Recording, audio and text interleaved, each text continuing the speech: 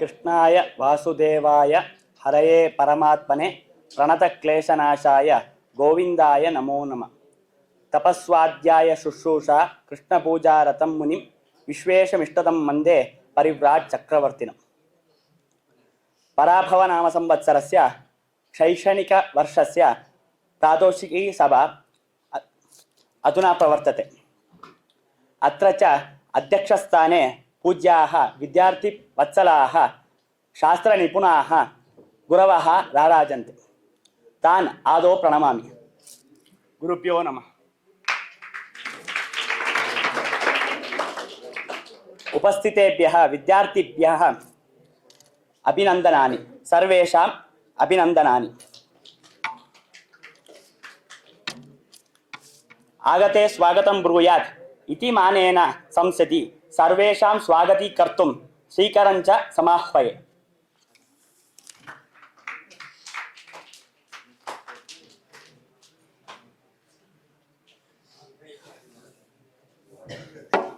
ಕೃಷ್ಣಂ ವಂದೇ ಮಂಥಪಾಶಧರಂ ದಿವ್ಯಾರ್ಭಕಾಕೃತಿಂ ಶಿಖಾವಂಧತ್ರಯೋಪೇತಂ ಭೈಷ್ಮೀ ಮಧ್ವಕರಾರ್ಚಿತಂ. ತಪಸ್ವಾಧ್ಯಾಯ ಶುಶ್ರೂಷಾ ಕೃಷ್ಣಪೂಜಾ ರತಂ ಮುನಿಂ ವಿಶ್ವೇಶಂ ಇಷ್ಟದಂ ವಂದೇ ಪರಿವ್ರಾಟ್ ಚಕ್ರವರ್ತಿನಂ. ಅತ್ರ ಆಸಂಧೆ ವಿರಾಜಮಾನಾನ್ ಪೂಜ್ಯ ಆಚಾರ್ಯಾನ್ ಗುರುಮೂರ್ತಿ ಆಚಾರ್ಯಾನ್ ಪ್ರಣಿಪತ್ಯ ಅಸ್ಯ ವರ್ಷಸ್ಯ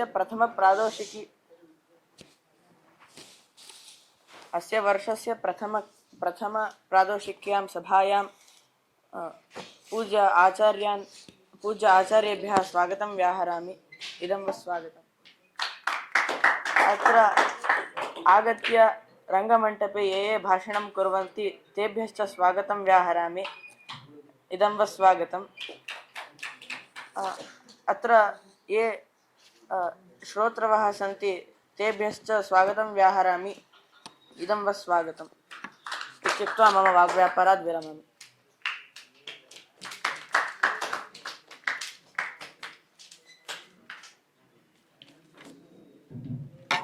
ವೇದಾರ್ಥ ಬೋಧಿಕಾಂ ಈಶಾಂ ವಾಸೋಪನಿಷದಂ ಪರಂ ತದರ್ಥಂ ಫಣಿತುಂ ವತ್ಸಂ ಸುಮಧ್ವಂ ತಂ ಸಮಾಹ್ವಯೇ.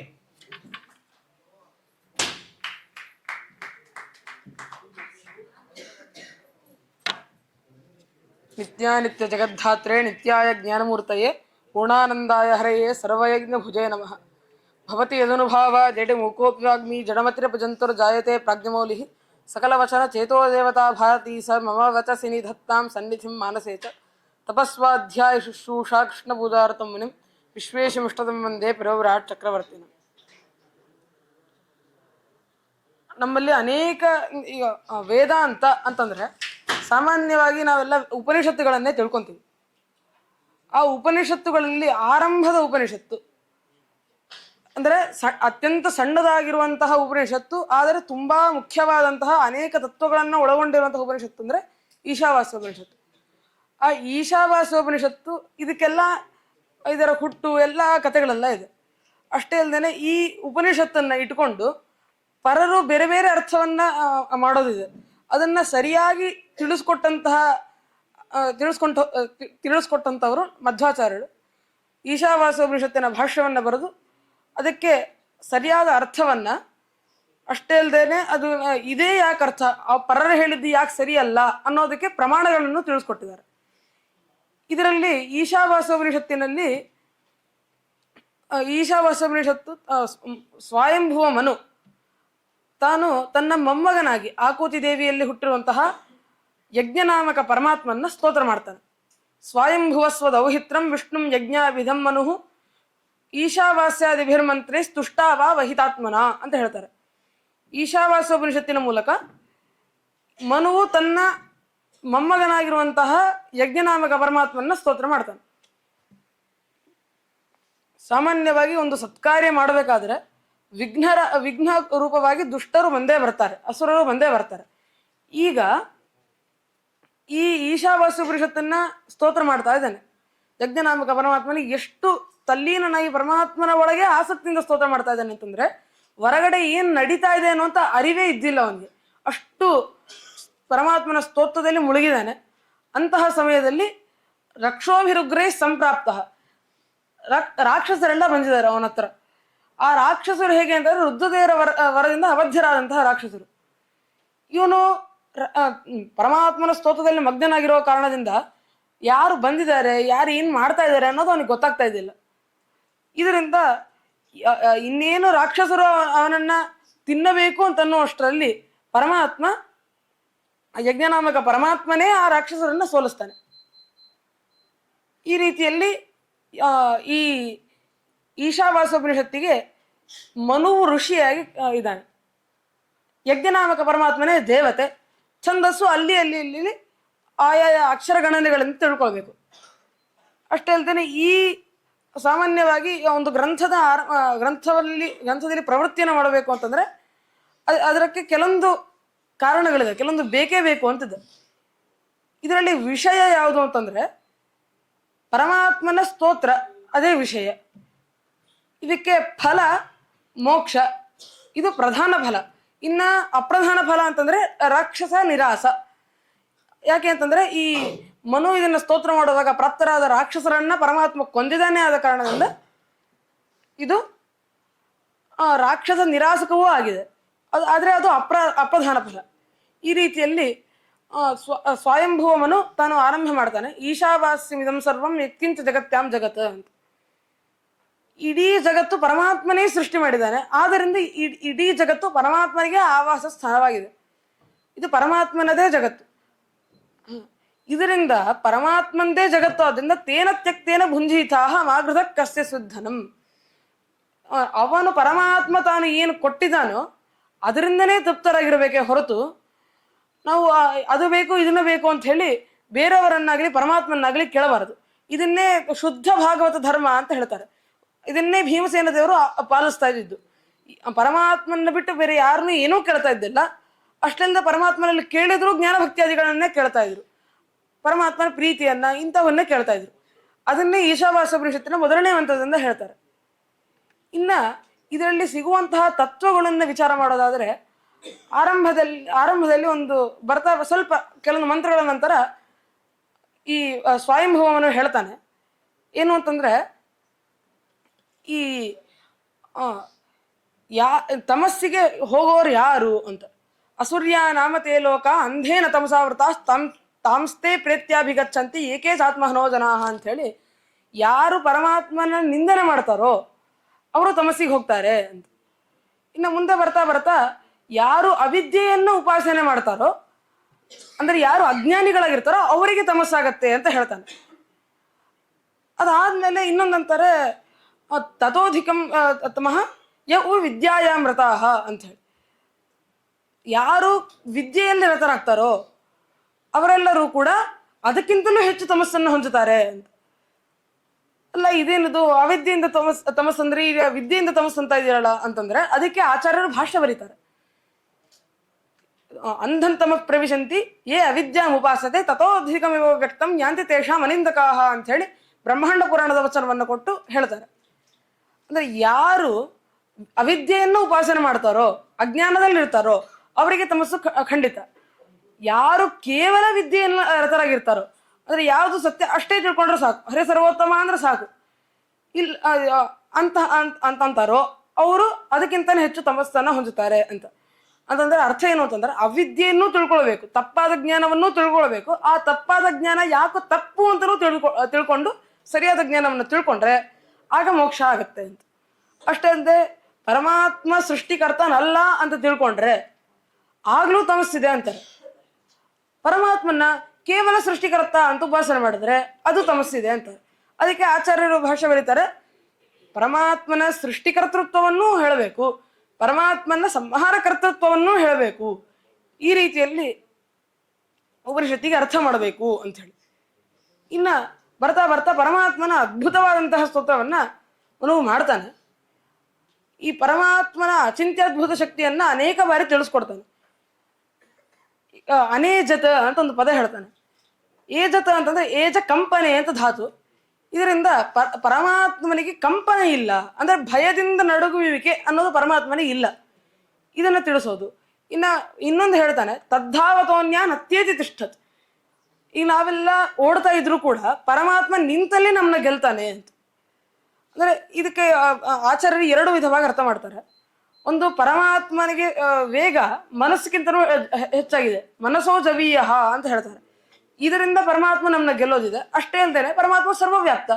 ಇದರಿಂದ ಅವನು ಇಲ್ಲಿಂದ ಅಲ್ಲಿಗೆ ಬರೋದೇ ಬೇಡ, ಅಲ್ಲಿ ಇದ್ದವನು ಎದ್ದಿಂದ್ರೆ ಸಾಕು, ಅಷ್ಟು ಪರಮಾತ್ಮ. ಇದರಿಂದ ಈ ರೀತಿಯಲ್ಲಿ ಪರಮಾತ್ಮನ ಅಚಿಂತ್ಯದ್ಭುತ ಶಕ್ತಿಯನ್ನು ತಿಳಿಸ್ಕೊಡ್ತಾರೆ. ಪರಮಾತ್ಮ ಎಷ್ಟು ದೂರ ಇದ್ದಾನೋ ಅಷ್ಟೇ ನಮ್ಗೆ ಹತ್ತಿರದಲ್ಲಿದ್ದಾನೆ ಅಂತಲೂ ಹೇಳೋದು. ಈ ರೀತಿಯಲ್ಲಿ ಅನೇಕ ವಿಧವಾಗಿ ಪರಮಾತ್ಮನ ಸ್ತೋತ್ರವನ್ನ ಮಾಡ್ತಾನೆ. ಇನ್ನ ಮುಂದೆ ಹೋಗ್ತಾ ಹೋಗ್ತಾ ತಾನು ಅನೇಕ ತತ್ವಗಳನ್ನ ಮನು ಹೇಳ್ತಾನೆ. ಈ ರೀತಿಯಲ್ಲಿ ಕೊನೆಗೆ ಅದ್ವೈತಿಗಳಿಗೆ ಯಾವುದು ತುಂಬಾನೇ ಇಷ್ಟವಾಗಿದೆಯೋ, ಅಂದ್ರೆ ಅದರಿಂದಲೇ ಹೆಚ್ಚಾಗಿ ಅವ್ರ ಮತವನ್ನ ಸಾಧಿಸೋದು ಅಂತ ಕೆಲವೊಂದು ಮಂತ್ರಗಳನ್ನ ಹೇಳ್ತಾನೆ. ಏನು ಅಂತಂದ್ರೆ, ತನ್ನ ಆತ್ಮಾನಂ ಸರ್ವತ್ರ ಪಶ್ಯೇತ್ ಅಂತ ಈಶಾವಾಸ್ಯೋಪನಿಷತ್ತು ಹೇಳುತ್ತೆ. ಎಲ್ಲವನ್ನೂ ತನ್ನಲ್ಲೇ ತನ್ನ ಆತ್ಮಾನಂ ಎಲ್ಲ ಕಡೆ, ಆತ್ಮನಲ್ಲಿ ಎಲ್ಲವನ್ನ ಈ ರೀತಿಯಲ್ಲಿ ನೋಡಬೇಕು ಅಂತ. ಇದಕ್ಕೆ ಅದ್ವೈತಿಗಳು ಏನಂತ ಅರ್ಥ ಮಾಡ್ತಾರೆ ಅಂತಂದ್ರೆ, ತನ್ನನ್ನು ತಾನು ಎಲ್ಲ ಕಡೆ ನೋಡ್ಕೋಬೇಕು, ಎಲ್ಲವನ್ನೂ ತನ್ನಲ್ಲಿ ತಿಳ್ಕೋಬೇಕು, ಅಂದ್ರೆ ಎಲ್ಲ ಕಡೆ ಅಭೇದವನ್ನ ಚಿಂತನೆ ಮಾಡಬೇಕು ಅಂತ ಹೇಳಿ ಅದ್ವೈತಿಗಳು ಹೇಳ್ತಾರೆ. ಆದ್ರೆ ಅದು ಹಂಗಲ್ಲ. ಆತ್ಮಶಬ್ದವಾಚ್ಯನಾದವ ಪರಮಾತ್ಮ, ಇದರಿಂದ ಆ ಆತ್ಮಶಬ್ದವಾಚ್ಯನಾದಂಥ ಪರಮಾತ್ಮನ್ನೇ ಇಲ್ಲಿ ಹೇಳ್ತಾ ಇರೋದು ಅಂತ ಹೇಳಿ ಆಚಾರ್ಯ ಮಧ್ವರು ಸರ್ವಗಂ ಪರಮಾತ್ಮಾನಂ ಸರ್ವಂಚ ಪರಮಾತ್ಮನಿ ಅಂತ ಹೇಳಿ ಅದಕ್ಕೆ ಮತ್ತೆ ಬ್ರಹ್ಮಾಂಡ ಪುರಾಣದ ವಚನವನ್ನೇ ಉದಾಹರಣೆ ಕೊಟ್ಟು ಹೇಳ್ತಾರೆ. ಅಷ್ಟೇ ಅಲ್ಲ, ಇನ್ನು ಮುಂದೆ ಬರ್ತಾ ಬರ್ತಾ ಯೋಸಾವಸೋ ಪುರುಷ ಸೋಹಮಸ್ಮಿ ಅಂತ ಒಂದು ವಾಕ್ಯ ಬರುತ್ತೆ. ಇದಕ್ಕೆ ಮೇಲ್ನೋಟಕ್ಕೆ ನೋಡೋದಂದ್ರೆ, ಈ ಎದುರುಗಡೆ ಇರುವಂತ ಯಾವ ಪುರುಷನಿದಾನೋ ಅವನೇ ನಾನಾಗಿದ್ದೇನೆ ಅಂತ ಹೇಳ್ತಾರೆ. ಇದಕ್ಕೆ ಅವರು ಮತ್ತೆ ಬ್ರಹ್ಮ ಮತ್ತೆ ಜೀವರಿಗೆ ಅಭೇದವನ್ನ ಸಾಧಿಸ್ತಾರೆ ಪರರು. ಅದಕ್ಕೆ ಮತ್ತೆ ಆಚಾರ್ಯರು ಬ್ರಹ್ಮಾಂಡ ಪುರಾಣದೇ ವಚನವನ್ನು ಕೊಡ್ತಾರೆ. ಅಹಂ ಚಾಸ ವಹೇಯತಃ ಅಂತ ಹೇಳಿ. ಅಹಂ ಶಬ್ದದ ನಿಷ್ಪತ್ತಿ ಹೇಗೆ ಅಂತಂದ್ರೆ, ಅಹೇಯತ್ವಾ ಅಹಂ, ಅಂದ್ರೆ ಯಾರು ನಮ್ಮನ್ನ ಬಿಡೋದಿಲ್ಲವೋ ಅವರನ್ನ ಅಹಂ ಅಂತ ಕರೀತಾರೆ. ಇದರಿಂದ ಈಗ ನಮ್ಮನ್ನ ನಾವು ಅಹಂ ಅಂತ ಕರ್ಕೊಳ್ಳೋದು ಯಾಕೆ? ನಮ್ಮನ್ನ ನಾವು ಯಾವತ್ತೂ ಬಿಟ್ಟಿರ್ಲಿಕ್ಕೆ ಸಾಧ್ಯ ಇಲ್ಲ. ಇದರಿಂದ ನಮ್ಮನ್ನ ನಾವು ಅಹಂ ಅಂತ ಹೇಳ್ತೀವಿ. ಪರಮಾತ್ಮನ ಬಿಟ್ಟು ನಮ್ಗೆ ಇರ್ಲಿಕ್ಕೆ ಸಾಧ್ಯ ಇಲ್ಲ. ಇದರಿಂದ ಪರಮಾತ್ಮನೂ ಅಹಂ ಅಂತ ಕರೆಸ್ಕೊಂತಾನೆ. ಈ ರೀತಿಯಲ್ಲಿ ಅಲ್ಲಿ ಹೇಳಿರೋದು ಎದುರುಗಡೆ ಇರುವಂತ, ಅಂದ್ರೆ ವಾಸ್ತವಿಕವಾಗಿ ಅಹಂ ಶಬ್ದ ಅಂತಂದ್ರೆ ಇಲ್ಲಿ ಪರಮಾತ್ಮ, ನನ್ನ ಬಿಂಬರೂಪಿಯಾದ ಪರಮಾತ್ಮ ಅನ್ನೋ ಅರ್ಥದಲ್ಲಿ ಹೇಳಿದ್ದಾರೆ. ಎದುರುಗಡೆ ಇರುವಂತಹ ಯಾವ ಪರಮಾತ್ಮ ಇದ್ದಾನಲ್ಲ, ಯಜ್ಞನಾಮಕ ಪರಮಾತ್ಮ, ಅವನೇ ಇಲ್ಲಿ ಒಳಗಿರುವಂತಹ ನನ್ನ ಬಿಂಬರೂಪಿಯಾದ ಪರಮಾತ್ಮ ಅಂತ ಹೇಳೋ ಮೂಲಕ ಪರರೇನಂತ ಹೇಳಿದ್ರು, ಬ್ರಹ್ಮಜೀವರಿಗೆ ಐಕ್ಯ ಇದೆ ಅಂತ ಹೇಳಿದ್ರು. ಇಲ್ಲಿ ಎದುರುಗಡೆ ಇರುವಂತಹ ಪರಮಾತ್ಮನಿಗೆ ನನ್ನ ಬಿಂಬರೂಪಿಗೆ, ಅಂದ್ರೆ ಪರಮಾತ್ಮನ ರೂಪಗಳಲ್ಲೇ ಅಭೇದವನ್ನ ಈ ಮಂತ್ರದಿಂದ ಸಾಧಿಸ್ತಾ ಇದ್ದಾರೆ ಅಂತ ಹೇಳಿದ್ರು. ಈ ರೀತಿಯಲ್ಲಿ ಅನೇಕ ತತ್ವಗಳನ್ನ 20 ಮಂತ್ರಗಳಿಂದ ಈಶಾವಾಸ್ಯೋಪನಿಷತ್ತು ಅದ್ಭುತವಾಗಿ ಸಾಧನೆ ಮಾಡಿದೆ. ಈ ಈಶಾವಾಸ್ಯೋಪನಿಷತ್ತು ಇದರನ್ನು ಇಟ್ಟುಕೊಂಡೇ ಹೆಚ್ಚಾಗಿ ಪರಡು ವಾದವನ್ನ ಮಾಡೋದು. ಆದರೆ ಅದಕ್ಕೆ ಆಚಾರ್ಯ ಮಧ್ವರು ಕೊಟ್ಟಿರುವಂತಹ ಭಾಷ್ಯ ಆಗಲಿ, ಅದಕ್ಕೆ ಜಯತೀರ್ಥರು ಬರೆದಂತಹ ಟೀಕೆ, ಇವುಗಳ ಮೂಲಕ ಯಾವುದು ಸರಿಯಾದ ಅರ್ಥ, ಅದಕ್ಕೆ ಪ್ರಮಾಣಗಳೇನು, ಈ ರೀತಿಯಲ್ಲಿ ಅನುಮಾನಾದಿ ಎಲ್ಲಾ ಪ್ರಮಾಣಗಳನ್ನ ಕೊಟ್ಟು ಸಾಧಿಸ್ತಾರೆ. ಇದನ್ನ ಒಂದು ಬಾರಿ ಆದ್ರೂ ನಮ್ಮ ಜೀವನದಲ್ಲಿ ಓದಲೇಬೇಕು ಅಂತ ಹೇಳ್ತಾ ನನ್ನ ಮಾತನ್ನು ಮುಗಿಸ್ತಾ ಇದ್ದೇನೆ. ಶ್ರೀಕೃಷ್ಣ ಅರ್ಪಿತಮಸ್ತು.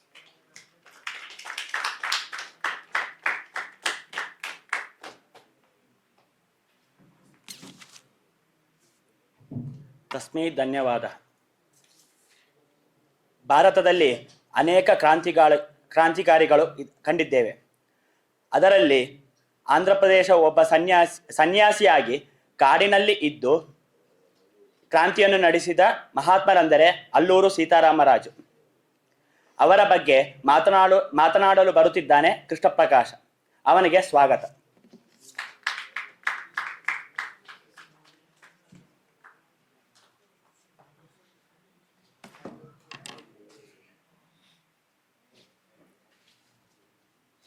ಶ್ರೀ ಗುರುಭ್ಯೋ ನಮಃ. ಹರಿ ಓಂ. ಜನ್ಮಾದ್ಯಸ್ಯ ಯತೋನ್ಮಯಾದಿತರತಶ್ಚಾರ್ತೇಷಭಿಘ್ನಸ್ವರಾಟ್ ತೇನೇ ಬ್ರಹ್ಮಹೃದಾಯಾದಿ ಕವಯೇ ಮುಹ್ಯಂತಿ ಯಂ ಸೂರಯಃ ತೇಜೋ ವಾರಿಮೃಧಾಂ ಯಥಾ ವಿನಿಮಯೋ ಯತ್ರ ತ್ರಿಸರ್ಗೋ ಮೃಷಾ ಧಾಮ್ನಾ ಸ್ವೇನ ಸದಾ ನಿರಸ್ತಕುಹಕಂ ಸತ್ಯಂ ಪರಂ ಧೀಮಹಿ ತಪಸ್ವಾಧ್ಯಾಯ ಶುಶ್ರೂಷಾ ಕೃಷ್ಣಪೂಜಾರತಂ ಮುನಿಂ ವಿಶ್ವೇಶಂ ಇಷ್ಟದಂ ವಂದೇ ಪರಿವ್ರಾಟ್ ಚಕ್ರವರ್ತಿನಂ. ಶ್ರೀ ಗುರುಭ್ಯೋ ನಮಃ. ಹರಿ ಓಂ. ನಾವು ಈ ಭಾರತ ದೇಶ ಈ ರೀತಿಯಾಗಿ ಸ್ವತಂತ್ರವಾಗಿ ಆಗಬೇಕು ಅಂದ್ರೆ ತುಂಬಾ ಸ್ವತಂತ್ರ ಹೋರಾಟಗಾರರ ಕಥೆಗಳನ್ನು ಕೇಳಿರ್ತೀವಿ. ಆದ್ರೆ ಈ ವ್ಯಕ್ತಿಯ ಈ ಸ್ವತಂತ್ರ ಹೋರಾಟಗಾರನ ಜೀವನ ಒಂದು ಸ್ವಲ್ಪ ಡಿಫ್ರೆಂಟ್ ಆಗಿರುತ್ತೆ. ಹೇಗೆ ಅಂತಂದ್ರೆ, ನಾವೆಲ್ಲಾದ್ರೂ ಕಂಡಿದ್ದೀವಾ ಒಬ್ಬ ಸ್ವತಂತ್ರ ಅಂದ್ರೆ ಒಬ್ಬ ಸನ್ಯಾಸಿಯಾಗಿ ಸ್ವತಂತ್ರ ಹೋರಾಟಗಾರನಾಗಿ, ಅದು ಕ್ರಾಂತಿಕಾರನಾಗಿ ಎಲ್ಲಾದ್ರೂ ಕಂಡಿದ್ದೀವಾ? ತುಂಬಾ ಅಪರೂಪ ಅಲ್ವಾ? ಅದೇ ರೀತಿಯಾಗಿ ಈ ಅಲ್ಲೂರಿ ಸೀತಾರಾಮರಾಜು ಕೂಡ ಸ್ವಲ್ಪ ಡಿಫ್ರೆಂಟ್ ಇದ್ದರು. ಈ ಅಲ್ಲೂರಿ ಸೀತಾರಾಮರಾಜು ಅನ್ನೋರು ಎಲ್ಲೂರು ಅಂತ ಒಂದು ಊರಿಗೆ ಸಂಬಂಧಪಟ್ಟವರು. ಇವರು 1897 ಅಥವಾ 1898 ಎಂದ ಹುಟ್ಟಿದ್ರು ಅಂತ ಕೆಲವು ಜನ ಹೇಳ್ತಾರೆ. ಹೇಗೆ ಇವರ ಡೇಟ್ ಆಫ್ ಬರ್ತ್ ಅನ್ನು ಒಬ್ಬೊಬ್ರು ಒಂದೊಂದ್ ತರ ಹೇಳ್ತಾರೋ, ಅದೇ ರೀತಿಯಾಗಿ ಇವ್ರ ಬರ್ತ್ ಆಫ್ ಪ್ಲೇಸ್ ಕೂಡ ಒಬ್ಬೊಬ್ರು ಒಂದೊಂದ್ ತರ ಹೇಳ್ತಾರೆ. ಕೆಲವು ಜನ ಆಗ್ಬೇಕಾದ್ರೆ ಭೀಮವರಂ ಅಂತಾರೆ, ಇನ್ನೊಂದ್ ಕೆಲವು ಜನ ಆಗ್ಬೇಕಾದ್ರೆ ಮೊಗಲ್ಲು ಅಂತ ಹೇಳ್ತಾರೆ, ಇನ್ನೊಂದ್ ಕೆಲವು ಜನ ಪಂಡ್ರಂಗಿ ಅಂತ ಹೇಳ್ತಾರೆ. ಇವರ ತಂದೆಯ ಹೆಸರು ಅಲ್ಲೂರಿ ವೆಂಕಟರಾಮರಾಜು ಅಂತ. ಇವರ ತಂದೆ ಬ್ರಿಟಿಷರ ಕೆಳಗೆ ಫೋಟೋಗ್ರಾಫರ್ ಕೆಲಸ ಮಾಡ್ತಿದ್ರು. ಇವರ ತಾಯಿ ಸೂರ್ಯನಾರಾಯಣಮ್ಮ ಅಂತ. ಒಮ್ಮೆ ಇವರೆಲ್ಲರೂ ಹೊರಗಡೆ ತಿರ್ಗಾಡ್ಲಿಕ್ಕೆ ಅಂತ, ತಂದೆ ತಾಯಿಯೊಟ್ಟಿಗೆ ಹೊರಗಡೆ ತಿರ್ಗಾಡ್ಲಿಕ್ಕೆ ಅಂತ ಹೋಗ್ತಾ ಇರ್ಬೇಕಾದ್ರೆ ರಾಮರಾಜು ಅವರಿಗೆ 4 ವರ್ಷ ಆಯ್ತು. 4 ವರ್ಷ ಇರ್ಬೇಕಾದಾಗ ಏನಾಯ್ತು ಅಂತಂದ್ರೆ, ಇವರು ಯುರೋಪಿಯನ್ಸ್ ಎಲ್ಲ ಬರ್ತಾ ಇದ್ರು. ಯುರೋಪಿಯನ್ಸ್ ಬರ್ತಾ ಇರ್ಬೇಕಾದ್ರೆ ರಾಮರಾಜು ಅವರ ತಂದೆ ವೆಂಕಟರಾಮರಾಜು ಅವರು ದೊಡ್ಡವರು ಬರ್ತಾ ಇದ್ದಾರೆ ಅಂತ ಹೇಳಿ ಅವ್ರಿಗೆ ನಮಸ್ಕಾರ ಮಾಡ್ಬಿಟ್ರು. ಇದನ್ನು ನೋಡಿದಂತಹ 4 ವಯಸ್ಸಿನ ಬಾಲಕನಾದಂತಹ ಅಲ್ಲೂರಿ ಸೀತಾರಾಮರಾಜು ಏನ್ ಮಾಡ್ತಾನೆ ಅಂತಂದ್ರೆ, ಅಪ್ಪ ನಿಂಗೇನ್ ತಲೆ ಸರಿ ಇಲ್ಲಪ್ಪ, ಅವ್ರು ಯಾರಿಗೋ ನಮಸ್ಕಾರ ಮಾಡ್ತಾ ಇದ್ದಲ್ಲಪ್ಪ, ದೇವ್ರ ನಮಸ್ಕಾರ ಮಾಡೋದು ಬಿಟ್ಬಿಟ್ಟು ಯಾಕಪ್ಪ ಹಿಂಗ್ ಮಾಡ್ತಾ ಇದ್ದಿ ಅಂತ ಕೇಳ್ತಾನೆ.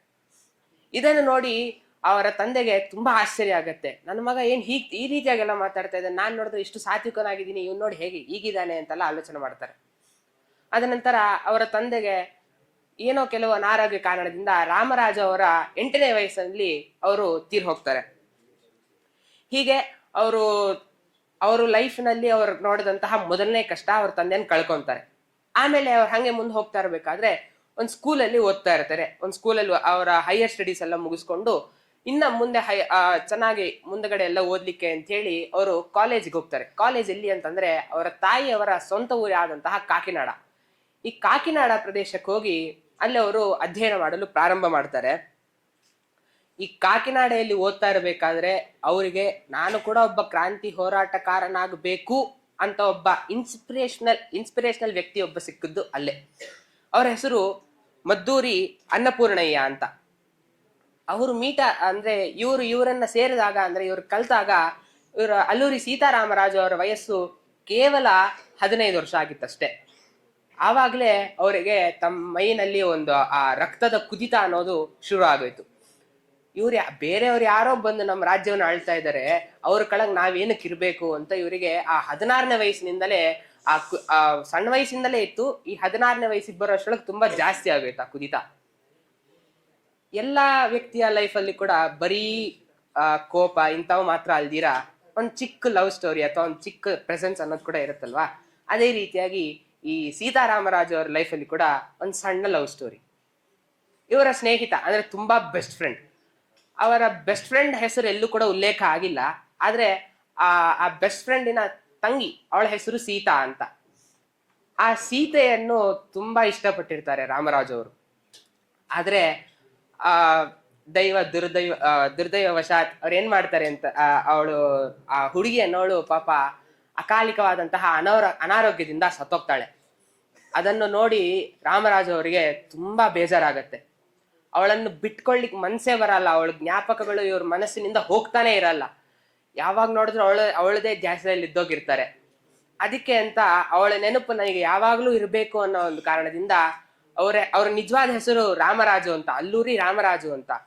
ಅದಕ್ಕೋಸ್ಕರ ಅವಳ ನೆನಪು ನನಗೆ ಯಾವಾಗ್ಲೂ ಇರಬೇಕು ಅನ್ನೋ ಒಂದು ಕಾರಣದಿಂದ ಅವ್ರ ಹೆಸರನ್ನು, ಅಂದ್ರೆ ಆ ಸೀತೆಯ ಹೆಸರನ್ನು ಅವ್ರ ಹೆಸರಲ್ಲಿ ಸೇರಿಸ್ಕೊಂತಾರೆ. ಅಲ್ಲಿಂದ ಇವರ ಹೆಸರು ಪ್ರಾರಂಭ ಆಯ್ತು, ಅಲ್ಲೂರಿ ಸೀತಾರಾಮರಾಜು ಅಂತ. ಆಮೇಲೆ ಇವ್ರು ಹಂಗೆ ಮುಂದೆ ಹೋಗ್ತಾ ಇರ್ತಾರೆ, ಅಧ್ಯಯನ ಮಾಡ್ತಾ ಇರ್ತಾರೆ. ಆಮೇಲೆ ಇವ್ರ ಚಿಕ್ಕಪ್ಪ ಒಬ್ರು ಇರ್ತಾರೆ, ಅವರೊಬ್ಬ ಲಾಯರ್ ಆಗಿರ್ತಾರೆ. ಆ ಲಾಯರ್ ಇವ್ರಿಗೆ ಓದಿನ ಮೇಲೆಲ್ಲ ಆಸಕ್ತಿ ಹೊಟ್ಟೋಗಿರುತ್ತೆ. ನನಗೆ ಓದಬೇಡ ಏನ್ ಬೇಡ ಅಂತಿರಲ್ಲ, ನಿಲ್ಸ್ಬಿಟ್ಟಿರ್ತಾರೆ. ಆದ್ರೆ ಅವ್ರ ಚಿಕ್ಕಪ್ಪ ಮಾಡ್ತಾ ಇರೋ ಫೋರ್ಸ್ ಇಂದ ಇವರು ಹೈಯರ್ ಕಾಲೇಜಸ್ಗೆಲ್ಲ ಹೋಗಿ ಎಲ್ಲ ಅಧ್ಯಯನ ಮಾಡಿಕೊಂಡು ಸ್ಯಾನ್ಸ್ಕ್ರಿಟ್ ಅಲ್ಲಿ, ಸಂಸ್ಕೃತದಲ್ಲಿ, ಇಂಗ್ಲಿಷಲ್ಲಿ, ತೆಲುಗು ಭಾಷೆಯಲ್ಲಿ ಮತ್ತು ಅನೇಕ ಭಾಷೆಗಳಲ್ಲಿ ಇವರು ಪ್ರಾವೀಣ್ಯತೆಯನ್ನು ಹೊಂದುತ್ತಾರೆ ಮತ್ತು ಅನೇಕ ಸಾಹಿತ್ಯಗಳನ್ನು ಕೂಡ ಬರೆದಿದ್ದಾರೆ. ಈ ರೀತಿಯಾಗಿ ಇವರು ತಮ್ಮ ಅಧ್ಯಯನವನ್ನು ಮುಗಿಸಿಕೊಂಡು ಹಂಗೆ 18ನೇ ವಯಸ್ಸಿನಲ್ಲಿ ನನಗಿದೆಲ್ಲ ಸಾಕು, ವಿಷಯ ಪದಾರ್ಥಗಳ ಮೇಲೆ ಅವರಿಗೆ ವಿರಕ್ತಿ ಬಂದ್ಬಿಡುತ್ತೆ. ನನಗೆ ಏನಕ್ಕೆ ಇವೆಲ್ಲ ಅಂತ ಹೇಳಿ ನಾನು ಸನ್ಯಾಸಿ ಆಗೋಗ್ತೀನಿ ಅಂತ ಸನ್ಯಾಸಿ ಆಗೋಗ್ತಾರೆ. ಸನ್ಯಾಸಿ ಆದ ನಂತರ ಅವರು ಒಂದ್ಸತಿ ಏನ್ ಮಾಡ್ತಾರೆ ಅಂತಂದ್ರೆ ಗಂಗಾ ಮತ್ತು ಗೋದಾವರಿ ಈ ಎರಡರ ಜನ್ಮಸ್ಥಳವಾದ, ಅಂದ್ರೆ ಎರಡು ನದಿಗಳ ಜನ್ಮಸ್ಥಳವಾದಂತಹ ಗಂಗಾ ಅಂದ್ರೆ ಗಂಗೋತ್ರಿ ಮತ್ತು ಗೋದಾವರಿ ನಾಸಿಕ್ ಈ ಎರಡು ಪ್ರದೇಶಗಳಿಗೆ ಅವರು ತೀರ್ಥಯಾತ್ರೆಯನ್ನು ಕೈಗೊಳ್ತಾರೆ. ಹೋಗ್ತಾ ಇರಬೇಕಾದಂತಹ ಸಂದರ್ಭದಲ್ಲಿ 1921ರಲ್ಲಿ ಚಿತ್ತಗಾಂಗ್ ಅಂತ ಒಂದು ಪ್ರದೇಶ, ಆ ಚಿತ್ತಗಾಂಗ್ ಎಂಬ ಒಂದು ಪ್ರದೇಶದಲ್ಲಿ ಕ್ರಾಂತಿಕಾರರ ಒಂದು ದೊಡ್ಡ ಮೀಟಿಂಗ್ ಇರುತ್ತೆ. ಹೇಗೆ ನಾವಿವಾಗೆಲ್ಲ RSS ಮೀಟ್ ಅಂತ ನೋಡ್ತೀವೋ ಅದೇ ರೀತಿಯಾಗಿ ಆಗ ಕ್ರಾಂತಿಕಾರರ ಒಂದು ತುಂಬಾ ದೊಡ್ಡ ಮೀಟ್ ಅನ್ನೋದಿತ್ತು. ಅಲ್ಲಿ ಇವ್ರು ಹೋಗಿ ನೋಡಿದ್ರು ಹೇಗೆಲ್ಲ ಇದೆ ನಮ್ಮ ಭಾರತ ಅಂತ. ಇದನ್ನೆಲ್ಲ ಹೋಗಿ ನೋಡಿದಾಗ ಇವ್ರಿಗೆಲ್ಲ ಫುಲ್ಲು ಏನಂತಾರೆ, ಇಷ್ಟು ದಿನ ಕುದಿತಿದ್ದು ಉಕ್ಕು ಹರಿಲಿಕ್ಕೆ ಶುರು ಆಯ್ತು. ಅವರ ರಕ್ತ ಅನ್ನೋದು ಇಷ್ಟು ದಿನ ಬರೀ ಕುದಿತಿತ್ತು. ಇದನ್ನು ನೋಡಿದ್ಮೇಲೆ ಅವ್ರು ಬ್ರಿಟಿಷರು ಮಾಡ್ತಾ ಇರೋ ಅನ್ಯಾಯವನ್ನು ನೋಡಿದ್ಮೇಲೆ ಅವ್ರ ರಕ್ತ ಅನ್ನೋದು ಉಕ್ಕರಿಲಿಕ್ಕೆ ಸ್ಟಾರ್ಟ್ ಆಗೋಯ್ತು. ಇದಾದ ನಂತರ ಅವ್ರು ಹಂಗೆ ಗಂಗಾ ಗೋದಾವರಿ ಮುಂತಾದಂತ ನದಿಗಳಲ್ಲೆಲ್ಲ ಸ್ನಾನ ಮಾಡಿಕೊಂಡು ಹಂಗೆ ಮುಂದೆ ಬರ್ತಾ ಇರ್ಬೇಕಾದ್ರೆ ಆಂಧ್ರ ಪ್ರದೇಶನಲ್ಲಿ ಒಂದು ಸಮೂಹ, ಅಂದ್ರೆ ಒಂದು ಪಂಗಡ, ಆ ಪಂಗಡ ತುಂಬಾ ಹಿಂದುಳಿದಂತಹ ಪಂಗಡ ಆಗಿತ್ತು. ಈ ಪಂಗಡ ಯಾವುದೋ ಬೆಟ್ಟಗಳಲ್ಲಿ, ಗುಡ್ಡಗಾಡುಗಳಲ್ಲಿ ತಲೆಯನ್ನು ಬಚ್ಚಿಟ್ಕೊಂಡಿತ್ತು. ಅಂದ್ರೆ ಇವರನ್ನು ಬ್ರಿಟಿಷರು ತುಂಬಾ ಹುಡುಕ್ತಿದ್ರು. ಯಾಕೆ ಅಂತಂದ್ರೆ ಇವರು ಕೆಲಸ ಮಾಡೋದ್ರಲ್ಲಿ ತುಂಬಾ ಪ್ರವೀಣರಾಗಿರ್ತಾರೆ. ಯಾವುದೇ ಕೆಲಸ ಆದ್ರೂ ಕೂಡ ಹಿಂದೆ ಹೋಗ್ತಿರ್ಲಿಲ್ಲ. ಎಲ್ಲಾ ಕೆಲಸ ಬರ್ತಿತ್ತು ಅವ್ರಿಗೆ, ಅಷ್ಟು ಪ್ರಾವೀಣ್ಯತೆಯನ್ನು ಹೊಂದಿರ್ತಾರೆ ಕೆಲಸದಲ್ಲಿ. ಆದ್ರೆ ಆ ರೀತಿಯಾಗಿ ಇವರು ಬ್ರಿಟಿಷ್ ಅವರೆಲ್ಲ ಇವ್ರನ್ನ ಹುಡುಕ್ತಾ ಇರ್ಬೇಕಾದ್ರೆ ರಾಮರಾಜು ಅವ್ರನ್ನ ಕಂಡಿಡಿತಾರೆ, ಎಲ್ಲಿರ್ತಾರೆ ಇವರು ಅಂತ. ಆದ್ರಿಂದ ಅವ್ರ ಅಲ್ಲಿಗೆ ಹೋಗಿ ಒಂದ್ಸರಿ ಏನಾಗತ್ತೆ ಅಂತಂದ್ರೆ ಅವರೆಲ್ಲ ಹೋಗಿ ಸೇರ್ಕೊಂತಾರೆ. ಸೇರ್ಕೊಂಡ ನಂತರ ಅಲ್ಲಿ ಅವ್ರಿಗೆ ಕೂಡ ಸರಿಯಾದಂತಹ ಆಹಾರ ಇರೋದಿಲ್ಲ. ಅವರು ಕೂಡ ಗಿಡ ಮರಗಳಿಂದ ಸಿಕ್ಕಿದಂತಹ ಹಣ್ಣುಗಳನ್ನೇ ತಿಂತಾ ಇರ್ತಾರೆ. ಆದ್ರಿಂದ ರಾಮರಾಜು ಅವರು ಕೂಡ ಅವರು ಸ್ವತಃ ಸನ್ಯಾಸಿ ಆಗಿದ್ರು. ಆದ್ರಿಂದ ಅವ್ರಿಗೆ ಅದೊಂದು ದೊಡ್ಡ ಪ್ರಭಾವ ಅನ್ಸಿರಲ್ಲ. ಅವರು ಹಣ್ಣುಗಳನ್ನು, ಜೇನುತುಪ್ಪನ್ನು ಬರೀ ಇಷ್ಟನ್ನು ಮಾತ್ರ ಆಹಾರವನ್ನಾಗಿ ತಗೊಂತಿದ್ರು ಫ್ಯೂಚರ್ ಅಲ್ಲೆಲ್ಲ ಫುಲ್ ಆಗಿ. ಆಮೇಲೆ ಹಂಗೆ ಮುಂದೆ ಹೋಗ್ತಾ ಬ್ರಿಟಿಷ್ ಅವರು ತಮ್ಮ ದೌರ್ಜನ್ಯವನ್ನು ಜಾಸ್ತಿ ಮಾಡ್ಲಿಕ್ಕೆ ಸ್ಟಾರ್ಟ್ ಮಾಡ್ತಾರೆ.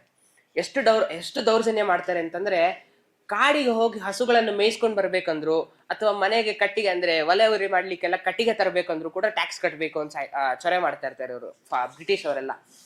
ಇದನ್ನು ನೋಡಿ ರಾಮರಾಜು ಅವ್ರಿಗೆ ತುಂಬಾ ಕೋಪ ಬಂದ್ಬಿಡುತ್ತೆ. ಅಲ್ಲಿಂದ ಶುರು ಮಾಡ್ತಾರೆ ಅವ್ರ ಕ್ರಾಂತಿ ಹೋರಾಟವನ್ನ.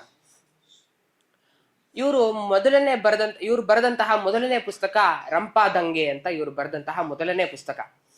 ಅಲ್ಲಿ ಇವರು ಆ ಪುಸ್ತಕದಲ್ಲಿ ಸ್ಪಷ್ಟವಾಗಿ ಉಲ್ಲೇಖ ಮಾಡಿದ್ದಾರೆ, ಇವರು ಬ್ರಿಟಿಷರು ಏನೇನ್ ತಪ್ಪು ಮಾಡ್ತಾ ಇದ್ದಾರೆ, ಯಾಕೆ ಈ ರೀತಿಯಾಗಿ ಮಾಡ್ತಾ ಇದ್ದಾರೆ ಅಂತೆಲ್ಲ ಸ್ಪಷ್ಟವಾಗಿ ಉಲ್ಲೇಖ ಮಾಡಿದ್ದಾರೆ. ಮತ್ತು ಈ ಬ್ರಿಟಿಷ್ ಅವರೆಲ್ಲ ಏನ್ ಮಾಡ್ತಿದ್ರು ಅಂತಂದ್ರೆ, ಭಾರತೀಯರು ಅಂದ್ರೆ ಆಂಧ್ರ ಪ್ರದೇಶದ ಕಡೆ ಗೋದಾವರಿ ಆ ತೀರದಲ್ಲೆಲ್ಲ ಪೋಡು ಅಂತ ಒಂದು ಆ ಕೃಷಿಯ ವ್ಯವಸ್ಥೆಯನ್ನು ಅವರು ಮಾಡ್ಲಿಕ್ಕೆ ಬಿಡ್ತಿರ್ಲಿಲ್ಲ. ಯಾರನ್ನೂ ಕೂಡ ಕೃಷಿ ಮಾಡ್ಲಿಕ್ಕೆ ಬಿಡ್ತಿರ್ಲಿಲ್ಲ. ಅಷ್ಟು ಚಿತ್ರಹಿಂಸೆಯನ್ನು ಕೊಡ್ತಿದ್ರು ಜನರಿಗೆ.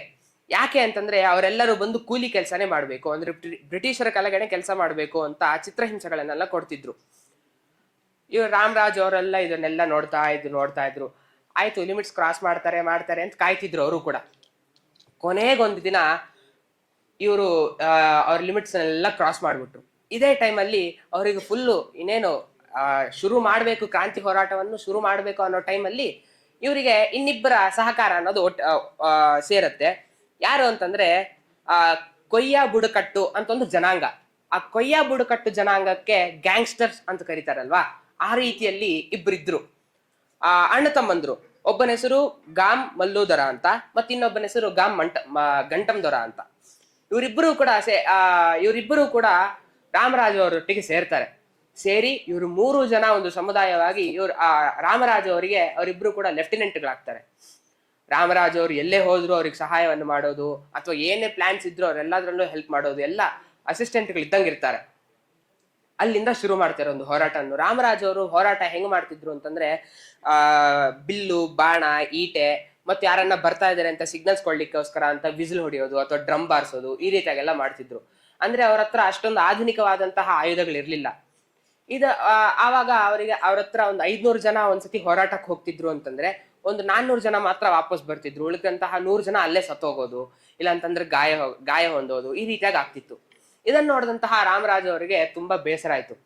ನಾವು ಆದ್ರಿಂದ ಆಧುನಿಕವಾದಂತಹ ವೆಪನ್ಸ್ ಅನ್ನು ತಗೊಳ್ಳೇಬೇಕು ಅಂತ ಒಂದು ಆಲೋಚನೆ ಮಾಡಿ, ನಾವು ಅಫೋರ್ಡ್ ಮಾಡ್ಲಿಕ್ಕೆ ನಮ್ಮ ಹತ್ರ ಅಷ್ಟೊಂದು ದುಡ್ಡು ಇಲ್ಲ, ಏನ್ ಮಾಡೋದು ಅಂತ ಆಲೋಚನೆ ಮಾಡಿದಾಗ ಇವರಿಗೊಂದು ಐಡಿಯಾ ಬರುತ್ತೆ.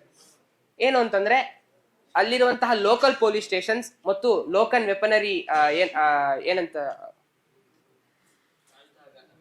ಆಯುಧಾಗಾರ ಮುಂತಾದಂತಹ ಪ್ರದೇಶಗಳಿಗೆಲ್ಲ ಹೋಗಿ ಅಲ್ಲಿ ಅದನ್ನು ಆಕ್ರಮಣ ಮಾಡಿಕೊಂಡು ಅಲ್ಲಿರುವಂತಹ ಆಯುಧಗಳನ್ನೆಲ್ಲ ಆಕ್ರಮಣ ಮಾಡ್ಲಿಕ್ಕೆ ಶುರು ಮಾಡ್ತಾರೆ.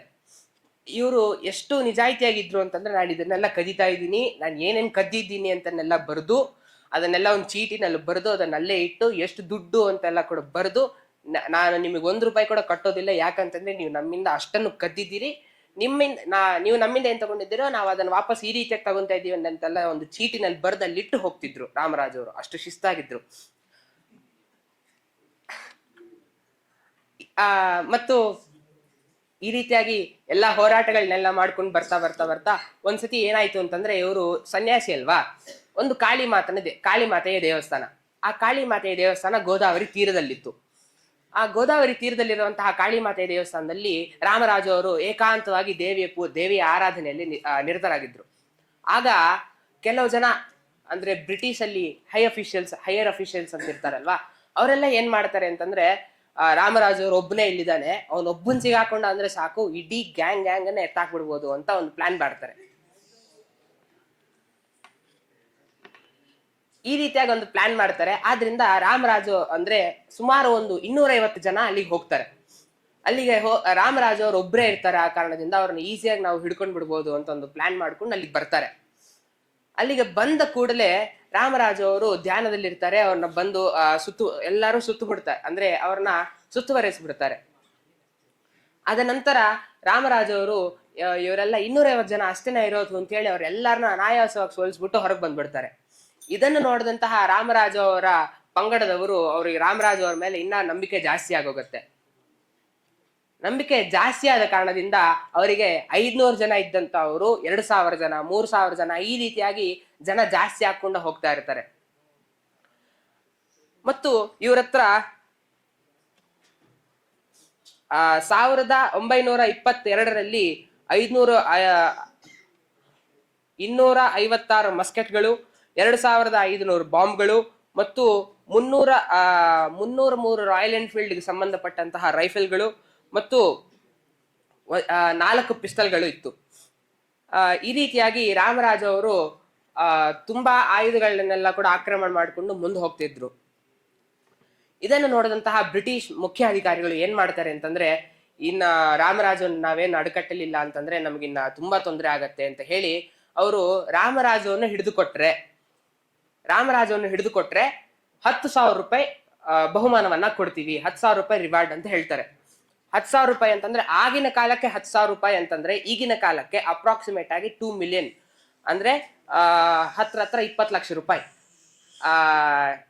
ಈಗಿನ ಕಾಲಕ್ಕೆ 20 ಲಕ್ಷ ರೂಪಾಯಿ ಅಂತಂದ್ರೆ ಆಗಿನ ಕಾಲಕ್ಕೆ 10,000 ಅಷ್ಟು ಬಹುಮಾನವನ್ನು ಇಟ್ಟಿದ್ದಾರೆ ಬ್ರಿಟಿಷರು. ಮತ್ತು ಅವರ ಅವರ ಲೆಫ್ಟಿನೆಂಟ್ಗಳಾದಂತಹ ಗಂಟಂ ದೊರ ಮತ್ತು ಮಲ್ಲು ದೊರಗಳಿಗೆ 10,000 ರೂಪಾಯಿಗಳನ್ನು ತಲೆಗಿಟ್ಟಿರ್ತಾರೆ. ಈ ರೀತಿಯಾಗಿ ಅವರು ತುಂಬಾ ಮುಖ್ಯ ಕೈದಿಗಳಾಗೋಗಿರ್ತಾರೆ ಆ ಕಾಲದಲ್ಲಿ. ಮತ್ತು ಇದೇ ರೀತಿಯಾಗಿ ಅವರೆಲ್ಲಾ ಕಡೆ ಎಲ್ಲಾ ಸ್ವತಂತ್ರ ಹೋರಾಟಗಳನ್ನು ಮಾಡ್ಕೊಂತ, ಕ್ರಾಂತಿ ಹೋರಾಟಗಳನ್ನು ಮಾಡ್ಕೊಂತ ಬರ್ತಾ ಇರ್ಬೇಕಾದ್ರೆ ಒಂದೊಮ್ಮೆ ಚಿಂತಪಲ್ಲಿ ಅಂತ ಒಂದು ಕಾಡು, ಆ ಚಿಂತಪಲ್ಲಿ ಎಂಬ ಒಂದು ಕಾಡಿನಲ್ಲಿ ರಾಮರಾಜ ಅವರನ್ನು ಸೆರೆ ಹಿಡಿತಾರೆ. ಹಿಡಿದು ಅಲ್ಲೇ ಒಂದು ಮರಕ್ಕೆ ಅವರನ್ನು ಕಟ್ಟು ಹಾಕಿ ಅವರಿಗೆ ಚಿತ್ರಹಿಂಸೆಗಳನ್ನೆಲ್ಲ ಕೊಡ್ತಾರೆ. ಚಿತ್ರಹಿಂಸೆಗಳನ್ನೆಲ್ಲ ಕೊಟ್ಟು ಅವರನ್ನು ಗನ್ ತಗೊಂಡು ಶೂಟ್ ಮಾಡಿ ಅಲ್ಲೇ ಅವರನ್ನು ಸಾಯಿಸ್ಬಿಡ್ತಾರೆ. ಅದರ ನಂತರ ರಾಮರಾಜ ಅವರ ಅಂದ್ರೆ ಅಂತಿಮ ಅವರ ಉಳಿದಂತಹ ಅಂತಿಮ ಅವಯವಗಳಿಂದ ಸಮಾಧಿಯನ್ನು ಕೃಷ್ಣದೇವಿ ಪೇಟೆ ಅನ್ನೋ ಒಂದು ಊರಿನಲ್ಲಿ ಮಾಡ್ತಾರೆ. ಮತ್ತು ಅವರ ಲೆಫ್ಟಿನೆಂಟ್ಗಳಾದಂತಹ ಘಂಟಂ ದೊರೆ ಅವರನ್ನು ಜೂನ್ 6ನೇ ತಾರೀಕು ಕೊಂದು ಹಾಕ್ಬಿಡ್ತಾರೆ. ಮತ್ತು ಅವರ ಇನ್ನೊಬ್ಬ ಲೆಫ್ಟಿನೆಂಟ್ನಾದಂತಹ ಮಲ್ಲು ದೊರೆಯನ್ನು ಜೈಲಿಗೆ ಹಾಕ್ತಾರೆ. ಮತ್ತು ಸ್ವತಂತ್ರ ಸಿಕ್ಕಿದಾದ್ಮೇಲೆ ಅವರು ಲೋಕಸಭೆಯ ಒಬ್ಬ ವ್ಯಕ್ತಿಯಾಗಿ ಚೇಂಜ್ ಆಗ್ತಾರೆ. ಈ ರೀತಿಯಾಗಿರ್ಬೇಕಾದ್ರೆ ಆಮೇಲೆ ಬ್ರಿಟಿಷ್ ಅವರು ಕೊನೆಗೆ ಅವರು ಒಂದ್ಸತಿ ಅಂದ್ರೆ ವ್ಯಕ್ತಪಡಿಸ್ತಾರೆ, ನಾವು ರಾಮರಾಜನ್ನು ಹಿಡಿಲಿಕ್ಕೆ, ರಾಮರಾಜನ್ನು ಸಾಯಿಸ್ಲಿಕ್ಕೆ ಅಂತ ನಾವು ಅವ್ರ ಮೇಲೆ $4 ಮಿಲಿಯನ್ ಖರ್ಚು ಮಾಡಿದೀವಿ ಅಂತ ಅವ್ರು ಹೇಳ್ತಾರೆ. ಅದು $4 ಮಿಲಿಯನ್ ಇವತ್ತಿಗೆ ನೋಡ್ಬೇಕಾದ್ರೆ $850 ಮಿಲಿಯನ್ ಆಗಿದೆ. ಅಷ್ಟು ವ್ಯಾಲ್ಯೂ ಅವ್ರನ್ನ ಆವಾಗಲೇ ಇಟ್ಟಿದ್ರು ಅಂತ, ಅಷ್ಟು ಪ್ರಮುಖ ವ್ಯಕ್ತಿಯಾಗಿದ್ರು ಇವರು ಅಂತ ಹೇಳ್ತಾ ನಾನು 2 ಮಾತುಗಳನ್ನು ಮುಗಿಸ್ತೇನೆ. ಶ್ರೀಕೃಷ್ಣ ಅರ್ಪಣಮಸ್ತು.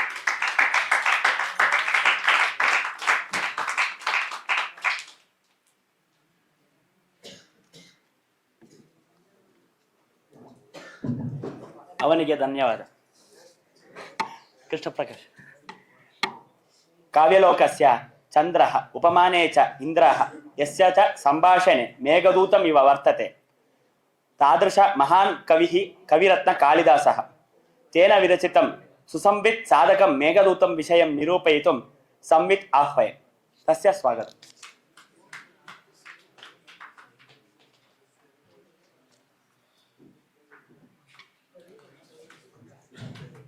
ಶ್ರೀ ಗುರುಭ್ಯೋ ನಮಃ. ಹರಿ ಓಂ.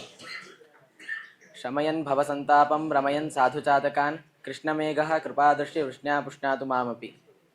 ಶ್ರೀಮದಾನಂದ ತೀರ್ಥೀಯ ಮತಮಾ ಚಂದ್ರತಾರಕಂ ಆಸೇತೋ ರಾತುಷಾರಾದ್ರೇ ಸಮೀಚೀನಂ ಪ್ರವರ್ತತಾಂ. ಶ್ರೀ ಗುರುಭ್ಯೋ ನಮಃ. ಕಾವ್ಯಶಾಸ್ತ್ರೆ ಪಂಚಮಹಾಕಾವ್ಯಾನಿ ಸಂತಿ. ತತ್ರ ಕಾಳಿದಾಸೇನ ಕಾವ್ಯತ್ರಯಂ ನಿರ್ಮಿತಂ. एकः रघुवंशः कुमारसम्भवः अपरश्च मेघदूतः. तत्र मेघदूतस्य विषये किञ्चित् वदामि. आदौ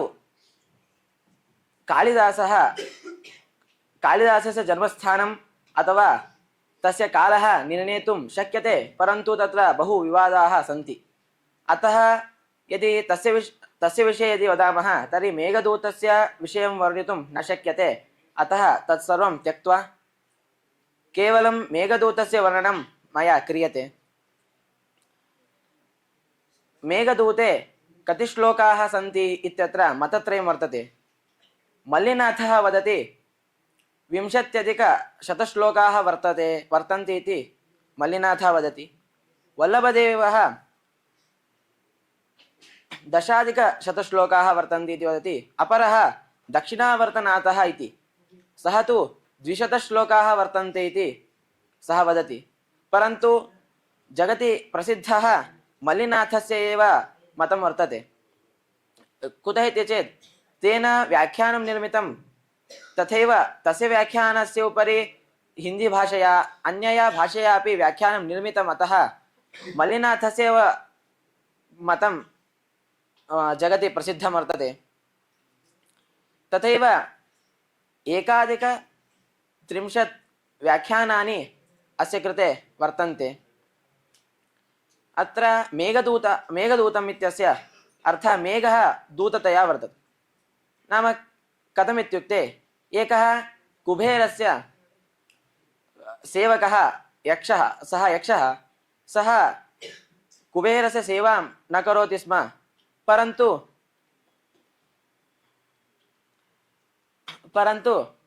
केवलं तस्य प्रियया सह आसीत्, अतः कुबेरस्य सेवां न करोति स्म, अतः तस्य कृते बहु कुबेरस्य कोपः भवति। अतः सः कुबेरः शापं दत्तवान्, एकवर्षं प्रियया साकं विरहः भवता भवेत् इति। तेन सः एक चित्रकूटपर्वते अवसत्। तस्मिन् बहु तत्र प्रिया विरहः आसीत्, अतः सः कृशः अभूत्। एकदिने आषाढमासस्य प्रथमदिने मेघस्य समूहः तत्र आगतः। कथं तादृशमेघसमूहः कथमासीत् इति अत्र कालिदासेन उच्यते। गजः इव, नाम कालिदासस्य ग्रन्थेषु विशेष एव तस्य उपमा।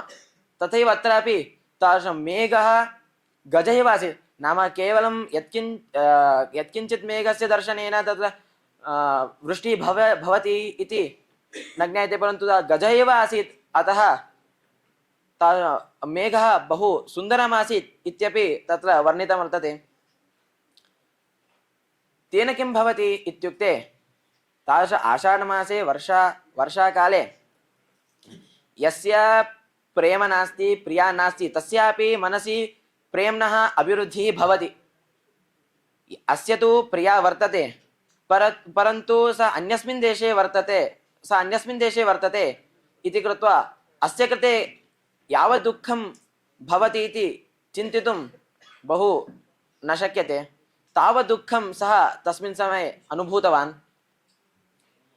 तादृशमेघः तस्य समीपे आगतं। सः तस्य मनसि यद् दुःखमासीत् तथैव प्रियाया समीपे यद् वक्तव्यं तत्सर्वमपि तस्य समीपे वदति। तादृशमेघः तत्र गत्वा प्रियां प्रति वदति इति अस्य ग्रन्थस्य सारः। नाम इदानीं तत्र प्रश्नः भवति, सेवकः, इदानीं मेघः सेवकः इत्युक्तं।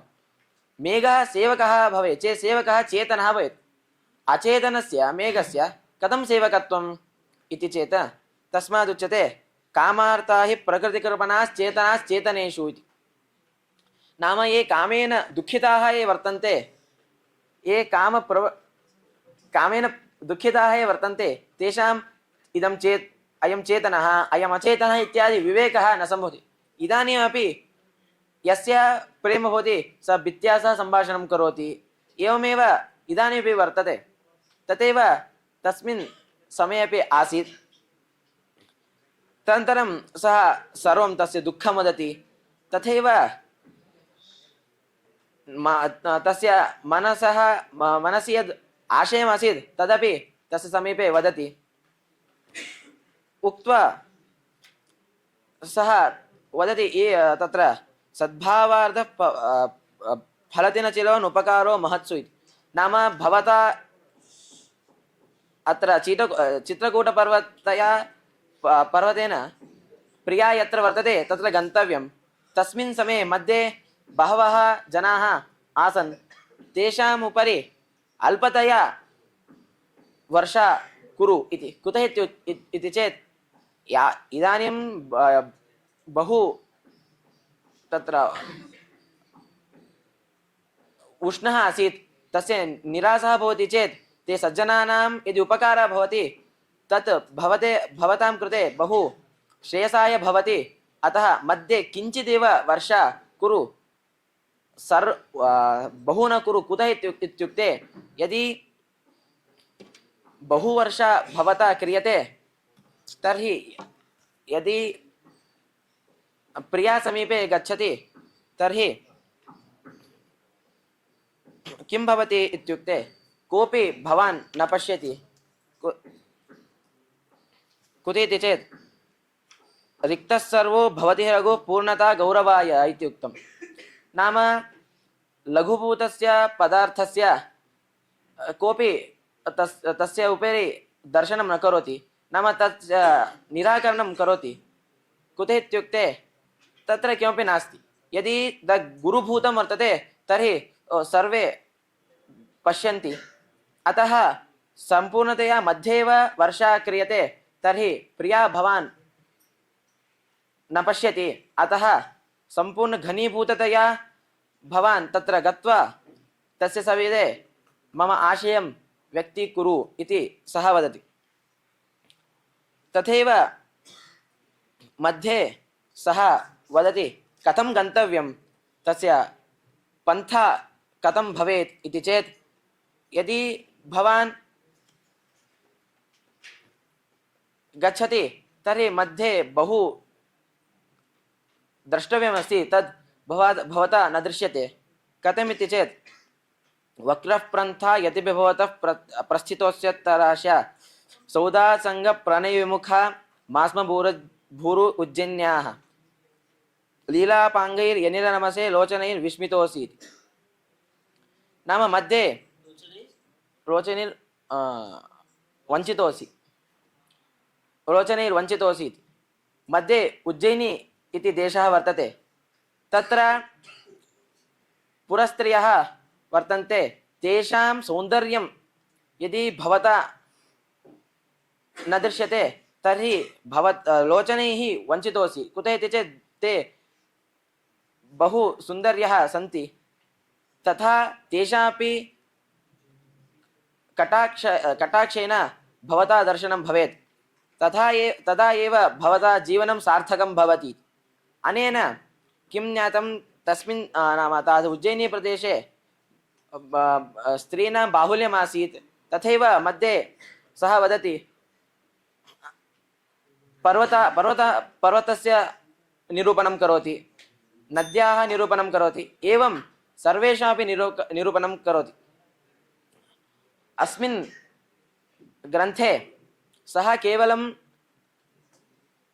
नायकस्य नायिकयाः सम्बन्धः न वदति, परन्तु वैज्ञानिकशास्त्रस्य किञ्चित् एव परिचयमपि करोति। तथैव भारतदेशस्य माहात्म्यमपि तत्र सः वदति। इदानीं यथा वैज्ञानिकैः उच्यते तादृश मेघः कथं मेघस्य निर्माणं कथं भवति इति इदानीं वैज्ञानिकैः उच्यते, परन्तु सः पूर्वमेव तस्मिन् सन्दर्भे एव धूमज्योतिश्शरीरमनुतां सन्निपातः क्व मेघः इत्यनेन सः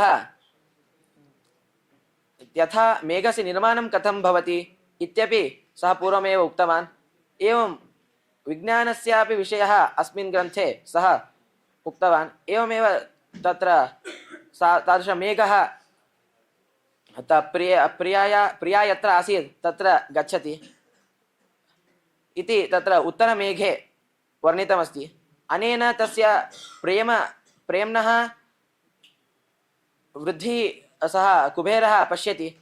दृष्ट्वा तस्य यादृश शापं दत्तवान्, तेन मुक्तं करोति इत्युक्त्वा मम वाग्व्यापारात् विरमामि। श्रीकृष्णार्पितमस्तु।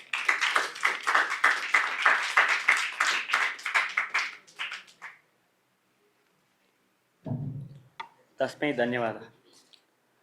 ಭಾರತದ ಪ್ರಪ್ರಥಮ ಸಂಸ್ಕೃತ ವಿಶ್ವವಿದ್ಯಾಲಯ ನಲಂದಾ ಯೂನಿವರ್ಸಿಟಿ, ಅದರ ಬಗ್ಗೆ ಮಾತನಾಡಲು ಬರುತ್ತಿದ್ದಾನೆ ವಿದ್ಯಾಧೀಶ.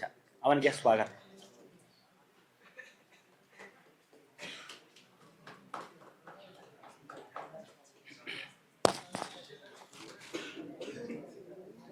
ಶ್ರೀ ಗುರುಭ್ಯೋ ನಮಃ.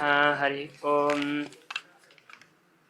ಅಗ್ರ್ಯಾಸನೆ ಸುನಿಹಿತಂ ಮಮ ಪಾದಪೀಠಂ ಸಮ್ಯಕ್ ಪ್ರಪೂಜ್ಯ ವಿಧಿವತ್ ಪರಮಪ್ರಕಾಶಂ ತಸ್ಯಾಗ್ರತಃ ಪರಮದರ್ಶನಗುಹ್ಯಸಾರಂ ವ್ಯಾಖ್ಯೇಯಮೇವ ಮನಿಷಂ ಪ್ರದಿಶಾಮಿ ತೇದ್ಯ. ಶ್ರೀ ಗುರುಭ್ಯೋ ನಮಃ. ಹರಿ ಓಂ. ಭಾರತದ ಮೊದಲನೆಯ ಅಂತಾರಾಷ್ಟ್ರೀಯ ಯೂನಿವರ್ಸಿಟಿ ಅಂತಂದರೆ ನಲಂದಾ ಯೂನಿವರ್ಸಿಟಿ. ಇದರಲ್ಲಿ 5 ವಿಷಯಗಳನ್ನು ನೋಡೋಣ. ಪ್ರಾಚೀನ ಭಾರತದ ಕಳೆದು ಹೋದ ರತ್ನ ಈ ನಳಂದಾ ಯೂನಿವರ್ಸಿಟಿ. ಸುಮಾರು ಕ್ರಿಸ್ತಶಕ 5ನೇ ಶತಮಾನದಲ್ಲಿ ಇಂದಿನ ಭಾರತದ ಬಿಹಾರಿನ ಪ್ರದೇಶದಲ್ಲಿ ಇದು ಸ್ಥಾಪಿಸಲಾಯಿತು. ಮತ್ತೆ 800 ವರ್ಷಗಳಷ್ಟು ಇದು ಪ್ರಮುಖ 800 ವರ್ಷಗಳ ಕಾಲ ಇದು ಕಲಿಕಾ ಕೇಂದ್ರವಾಗಿ ಪ್ರಮುಖ ಪ್ರವರ್ಧಮಾನಕ್ಕೆ ಬಂದಿತು. ಭಾರತ ವಿಜ್ಞಾನ ಮತ್ತು ತತ್ವಶಾಸ್ತ್ರ ಮತ್ತು ಕಲೆಗಳ ಸುವರ್ಣ ಯುಗದಲ್ಲಿ ಗುಪ್ತ ಸಾಮ್ರಾಜ್ಯವು ಇದರ ನಿರ್ಮಾಣಕ್ಕೆ ಸಹಾಯವನ್ನ ಮಾಡಿತು. ಮತ್ತೆ ಮೊದಲನೆಯ ಕುಮಾರಗುಪ್ತ ಮತ್ತು ಹರ್ಷನಂತಹ ರಾಜರು ಈ ಯೂನಿವರ್ಸಿಟಿಗೆ ಏನು ಅಂದ್ರೆ ಸಹಾಯ ಬೇಕೋ ಎಲ್ಲ ಸಹಾಯವನ್ನು ಕೂಡ ಅವರಿಬ್ಬರು ಮಾಡಿದರು. ಅಂದ್ರೆ ಹಣಕಾಸಿನ ವ್ಯವಸ್ಥೆಗಳು ಕೂಡ ಅವರು ಮಾಡಿದರು. ಮತ್ತೆ ಗುಪ್ತ ಮತ್ತು ರಾಜವಂಶರಾದಂತಹ ಚಕ್ರವರ್ತಿಗಳು ಕೂಡ ಇದಕ್ಕೆ ರಾಜಾಶ್ರಯವನ್ನ ನೀಡಿದರು. ಮತ್ತೆ ಅಲ್ಲಿ ಇದು ಸುಮಾರು 500 ಎಕರೆಯಷ್ಟು ವಿಸ್ತಾರ ಇತ್ತು ಈ ಯೂನಿವರ್ಸಿಟಿ. ಮತ್ತು ಅಲ್ಲಿ ಹೇಗಿತ್ತು ಅಂತಂದ್ರೆ, ನಮಗೆ ಗ್ರಂಥಾಲಯದಲ್ಲಿ ಒಂದು ವಿಷಯ ಬೇಕು ಅಂತಂದ್ರೆ, ನಾವು ಈಗ ಒಂದು ಸರ್ಪದ ವಿಷಯ ಬಗ್ಗೆ ನಾವು ಓದಬೇಕು ಅಂತಂದ್ರೆ ಅದಕ್ಕೆ ಒಂದು ಫ್ಲೋರ್ ಅಂತ ಹೇಳಿ, ಹೀಗೆ ಒಂದೊಂದು ಪ್ರಾಣಿಗಳಿಗೆ ಮತ್ತು ಒಂದಿಷ್ಟು ಶಾಸ್ತ್ರಗಳಂತೇಳಿ ಒಂದು ಕಟ್ಟಡಗಳ ಬೇರೆ ಬೇರೆಯಾಗಿ ಹೀಗೆ ಅಲ್ಲಿ ಇತ್ತು. ಮತ್ತೆ ಸಾವಿರಾರು ಹಸ್ತಪ್ರತಿಗಳನ್ನು ಕೂಡ ಅಲ್ಲಿ ಸಂರಕ್ಷಿಸಲಾಗಿತ್ತು ಗ್ರಂಥಾಲಯಗಳಲ್ಲಿ. ಮತ್ತೆ 12ನೇ ಶತಮಾನದಲ್ಲಿ ಸಂಭವಿಸಿದಂತಹ ಅಗ್ನಿ ದುರಂತವೇ ಇದರ ನಾಶಕ್ಕೆ ಕಾರಣವಾಗಿದೆ. ಮತ್ತೆ ಅಲ್ಲಿದ್ದಂತಹ ವಿದ್ಯಾರ್ಥಿಗಳು ಕೂಡ ಹೇಗಿದ್ದರು ಅಂತಂದ್ರೆ, ಕಟ್ಟುನಿಟ್ಟಾದಂತಹ ವೇಳಾಪಟ್ಟಿಯನ್ನ ಅವರು ಪಾಲಿಸುತ್ತಿದ್ದರು. ಮತ್ತೆ ತರ್ಕಶಾಸ್ತ್ರ, ವ್ಯಾಕರಣ ಮತ್ತು ಖಗೋಳಶಾಸ್ತ್ರ ಇತ್ಯಾದಿ ಅನೇಕ ಶಾಸ್ತ್ರಗಳನ್ನು ಕೂಡ ಅಲ್ಲಿ ಅಧ್ಯಯನವನ್ನ ಮಾಡುತ್ತಿದ್ದರು. ಮತ್ತೆ ಪ್ರತಿದಿನ ಆ ಶಾಸ್ತ್ರಗಳ ಬಗ್ಗೆ ಚರ್ಚೆ ಮತ್ತು ಅದರ ವಾದ ಇತ್ಯಾದಿಗಳನ್ನು ಕೂಡ ಅವರು ನಡೆಸುತ್ತಿದ್ದರು. ಮತ್ತೆ ಅವರ ಪಠ್ಯಕ್ರಮವು ಧಾರ್ಮಿಕ ಮತ್ತು ಲೌಕಿಕ ಜ್ಞಾನವನ್ನ ಸಮತೋಲನಗೊಳಿಸಿತ್ತು. ಅಂದರೆ ಅವರಿಗೆ ಲೌಕಿಕ ಜ್ಞಾನವೂ ಕೂಡ ಇತ್ತು ಮತ್ತು ಧಾರ್ಮಿಕ ಜ್ಞಾನವೊಂದು ಕೂಡ ಅವರಿಗೆ ಇತ್ತು. ಮತ್ತೆ ಅವರ ದಿನಚರಿ ಹೇಗಿತ್ತು ಅಂತಂದ್ರೆ, ಬೆಳಗ್ಗೆ ಅವರು ಪಾಠಕ್ಕೂ ಹೋಗುವುದು, ಮತ್ತೆ ಮಧ್ಯಾಹ್ನ ಹೊತ್ತು ಅದರ ಬಗ್ಗೆ ಚರ್ಚೆಗಳು ಮತ್ತು ಲೆಕ್ಚರ್ ಇತ್ಯಾದಿಗಳು ಮಧ್ಯಾಹ್ನದಲ್ಲಿ ಆಗ್ತಿತ್ತು. ಮತ್ತೆ ಸಂಜೆ ಅಷ್ಟಿಗೆ ಅವರು ಗ್ರಂಥಾಲಯಗಳಲ್ಲಿ ಬೆಳಗ್ಗೆ ಆದಂತಹ ಪಾಠಗಳ ಮತ್ತೆ ಅಲ್ಲಿ ವಿಸ್ತಾರವಾಗಿ ಓದಬೇಕು ಅಂತಹ ವ್ಯವಸ್ಥೆ ಅನ್ನೋದು ಅಲ್ಲಿತ್ತು. ಮತ್ತೆ ಅಲ್ಲಿ ಯೂನಿವರ್ಸಿಟಿಗೆ ನಮಗೆ ಯಾರ್ಯಾರಿಗೂ ಕೂಡ ಪ್ರವೇಶ ಅನ್ನೋದು ಸಿಗ್ತಿರ್ಲಿಲ್ಲ. ಅಲ್ಲಿ ಪ್ರವೇಶ ಬೇಕು ಅಂತಂದ್ರೆ ಮೊದಲಿಗೆ ಮೌಖಿಕ ಪರೀಕ್ಷೆ ಅನ್ನೋದು ದ್ವಾರದ ಹತ್ರನೇ ಅಲ್ಲಿ ಮೊದಲು ಮೌಖಿಕ ಪರೀಕ್ಷೆ ಅನ್ನೋದು ಆಗ್ತಿತ್ತು. ಮತ್ತೆ 100% ಅಲ್ಲಿ ಬರೀ 20% ಅಷ್ಟು ವಿದ್ಯಾರ್ಥಿಗಳಿಗೆ ಮಾತ್ರ ಅಲ್ಲಿ ಪ್ರವೇಶದ ಅವಕಾಶ ಅನ್ನೋದು ಸಿಗ್ತಿತ್ತು. ಇಂತಹ ಈ ನಳಂದಾ ಯೂನಿವರ್ಸಿಟಿಯನ್ನ ಮೊದಲು ಬಕ್ತಿಯಾರ್ ಖಲ್ಜೇರ್ ಅಂತ ಹೇಳಿ ಒಂದು ಟರ್ಕಿಶ್ ಸೈನ್ಯವು ಏನ್ ಮಾಡ್ತಂತಂದ್ರೆ 12ನೇ ಶತಮಾನದಲ್ಲಿ ದಾಳಿಯನ್ನ ಮಾಡಿದರು. ದಾಳಿ ಮಾಡಿದಾಗ ಎಲ್ಲ ಕಡೆ ಬೆಂಕಿಯನ್ನ ಹಚ್ಚಿದರು. ಇದು ಈ ಸುಮಾರು 500 ಎಕರೆ ಜಾಗ ಸುಡ್ಬೇಕಂತ ಹೇಳಿ ಎಷ್ಟು 1,00,000 ಮಂದಿ ಅವರು ಸೈನ್ಯವು ಅಲ್ಲಿ ಬಂದಿತ್ತು. ಅವರು ಹೀಗೆ ಇದು 5 ತಿಂಗಳು ಸುಮಾರು ಸುಡ್ತಾ ಇತ್ತು ಅಂತ ಹೇಳಿ ಹೇಳ್ತಾರೆ.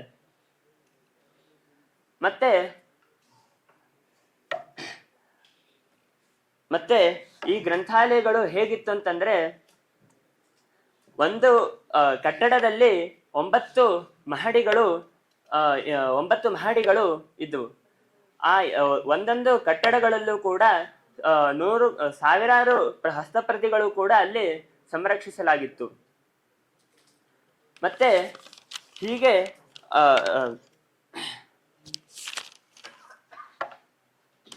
ಮತ್ತೆ ಗಮನಾರ್ಹವಾದ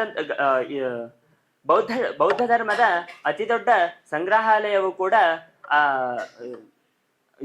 ನಳಂದ ಯೂನಿವರ್ಸಿಟಿಯಲ್ಲಿ ಆ ಗ್ರಂಥಾಲಯಗಳೇನಿದೆ ಅದು ಬೌದ್ಧ ಧರ್ಮದ ಅತಿ ದೊಡ್ಡ ಸಂಗ್ರಹಾಲಯವಾಗಿತ್ತು. ಮತ್ತೆ ಗಮನಾರ್ಹಕ್ಕೆ ಬಂದಂತಹ ನಾಗರಾಜ್ ಮತ್ತು ಆಯುರ್ದೇವ ಅಂತ ಹೇಳಿ ಇಬ್ಬರು ಬೌದ್ಧ ಶಾಸ್ತ್ರವನ್ನ ಓದಿ ಅವರು ಅದರಲ್ಲಿ ಮತ್ತೆ ಒಂದಿಷ್ಟು ಕೃತಿಗಳನ್ನು ರಚಿಸುತ್ತಾರೆ. ಈ ಕೃತಿಗಳು ಏಷ್ಯಾದಂತಹ ಎಲ್ಲಾ ಜಾಗದಲ್ಲೂ ಕೂಡ ಖ್ಯಾತವಾಗಿದೆ. ಮತ್ತೆ ಇಲ್ಲಿ ಓದಲು ಜಪಾನ್, ಟಿಬೆಟ್ ಮತ್ತು ಕೊರಿಯಾದ ಎಲ್ಲಾ ದೇಶದಲ್ಲಿರುವಂತಹ ಸನ್ಯಾಸಿಗಳು, ವಿದ್ಯಾರ್ಥಿಗಳು ಮತ್ತು ವಿದ್ವಾಂಸರು ಕೂಡ ಇಲ್ಲಿ ಬಂದು ಅವರು ಅಧ್ಯಯನವನ್ನ ಮಾಡುತ್ತಿದ್ದರು. ಮತ್ತೆ ಯುವಾಂಗ್ ಚಾಂಗ್ ಅಂತ ಹೇಳಿ ಒಬ್ಬ ಚೈನೀಸ್ ಅವನು ಇಲ್ಲಿ ಬಂದು 5 ವರ್ಷಗಳ ಕಾಲ ಅವನು ಆ ಯೂನಿವರ್ಸಿಟಿಯಲ್ಲೇ ಇದ್ದು ತಾನು ಅಧ್ಯಯನವನ್ನ ಮಾಡಿ ಅದರ ಯೂನಿವರ್ಸಿಟಿ ಬಗ್ಗೆನೆ ಅವನು 2 ಪುಸ್ತಕಗಳಷ್ಟು ಫುಲ್ಲು ಬರಿತಾನೆ. ಅವನು 12ನೇ ಶತಮಾನದಲ್ಲಿ ಮಾಡಿದಂತಹ ಆ ದಾಳಿಯಿಂದ ಅಲ್ಲಿದ್ದಂತಹ ಅವರು ಟರ್ಕಿಶ್ ಸೈನ್ಯವು ಅವರು ಆ ಸನ್ಯಾಸಿಗಳು, ವಿದ್ಯಾರ್ಥಿಗಳನ್ನು ಯಾರನ್ನೂ ಕೂಡ ಬಿಡದೆ ಎಲ್ಲರನ್ನೂ ಕೂಡ ಅವರು ಸಾಯಿಸಿದರು. ಆಮೇಲೆ ಸುಮಾರು ಮತ್ತೆ 19ನೇ ಶತಮಾನದಲ್ಲಿ ಬ್ರಿಟಿಷರ ಕಾಲದಲ್ಲಿ ಮತ್ತೆ ಇದನ್ನ ಪರಿಶೋಧಿಸಲಾಯಿತು, ಮತ್ತೆ ಸ್ಥಾಪನೆಯನ್ನು ಕೂಡ ಮಾಡಿದರು. 2014ರಲ್ಲಿ ಈ ನಳಂದ ಯೂನಿವರ್ಸಿಟಿಯ ಮುಂದೆ ಅಂದ್ರೆ ರಾಜಗಿರಿ ಅಂತ ಹೇಳಿ ಈಗಿನ ಆ ಜಾಗದಲ್ಲಿ ಮತ್ತೆ ಇದನ್ನ ಸ್ಥಾಪಿಸಲಾಯಿತು. 2014ರಲ್ಲಿ ಈ ಹೊಸ ನಳಂದ ಯೂನಿವರ್ಸಿಟಿಯನ್ನ ಅಲ್ಲಿ ಸ್ಥಾಪನೆಯನ್ನ ಮಾಡಿದರು. ಈಗ ಅದು ಮಾನವಿಕ ಮತ್ತು ಪರಿಸರ ಮತ್ತು ಬೌದ್ಧ ಶಾಸ್ತ್ರಗಳ ಸಂಗ್ರಹಾಲಯವು ಕೂಡ ಈಗ ಆಗಿದೆ. ಅದು ಇದರಿಂದ ಏನ್ ತಿಳಿದ್ವು ಅಂತಂತಂದ್ರೆ ವಿನಾಶದ ಹೊರತಾಗಿ ನಳಂದಾದ ಕಲ್ಪನೆಯು ಕೂಡ ಉಳಿದುಕೊಂಡಿತು ಮತ್ತು ಮುಂದೆ ಬರುವಂತಹ ಜನರಿಗೂ ಕೂಡ ಯೂನಿವರ್ಸಿಟಿ ತೆಗಿಬೇಕು ಅಂತಹ ಒಂದು ಬುದ್ಧಿಯನ್ನು ಕೂಡ ಅವರಿಗೆ ಬಂದಿತು. ಇದು ನಿಜಕ್ಕೂ ಕೂಡ ಜಾಗತಿಕ ವಿಶ್ವವಿದ್ಯಾಲಯವಾಗಿತ್ತು ಮತ್ತು ಜ್ಞಾನವನ್ನು ಶಾಶ್ವತವಾಗಿ ಅಳಿಸ್ಲಿಕ್ಕೆ ಆಗಲ್ಲ ಅಂತ ಹೇಳಿ ಇದರಿಂದ ನಮ್ಗೆ ಗೊತ್ತಾಗುತ್ತೆ. ಶ್ರೀಕೃಷ್ಣ ಅರ್ಪಣಮಸ್ತು.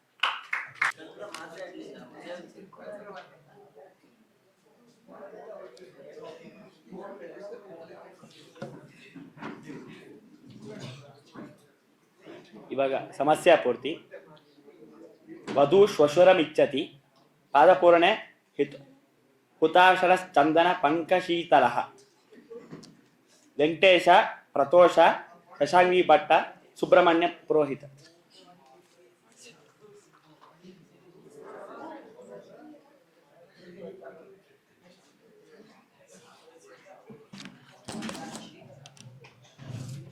ಪ್ರಶ್ನೋತ್ತರ ಮಾಲಿಕೆ ರೂಪದಲ್ಲಿ ಸಮಸ್ಯೆ ಪೂರ್ತಿ ಮಾಡಿದ್ದೇನೆ. ವಧು ಶ್ವಶುರಮಿಚ್ಛತಿ ಎಂಬ ಸಮಸ್ಯೆ ಪೂರ್ತಿ. ಸಾಕೇಚ್ಛತಿ ಚ ರಂತಾರಂ ನೌತಿ ಶ್ವಶ್ರು ವಧೂಶ್ಚಕಂ ಕರೋತಿ ಚ ಪತಿಂ ಕಿಂ ಸಾ ವಧು ಶ್ವಶುರಮಿಚ್ಛತಿ.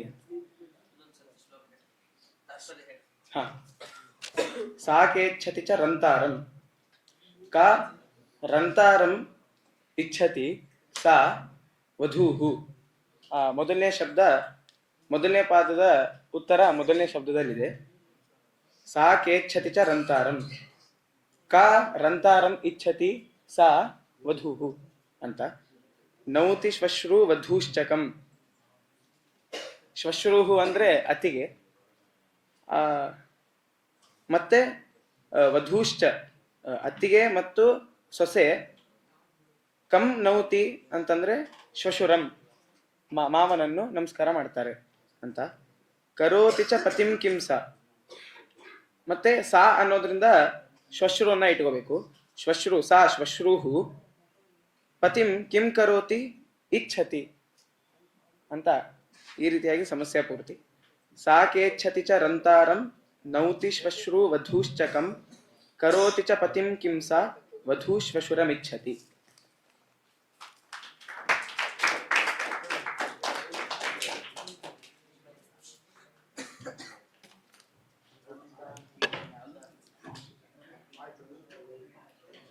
ದೃಷ್ಟ್ವಾ ಧನಂ ಧಾನ್ಯಗೇಹ ಹೈಮರಾಜತ ಮುಖ್ಯಯುಕ್ ಶ್ವಶುರಸ್ಯ ಹಿ ಲಬ್ಧ್ವಾ ಸಾ ವಧೂ ಶ್ವಶುರಮಿಚ್ಛತಿ.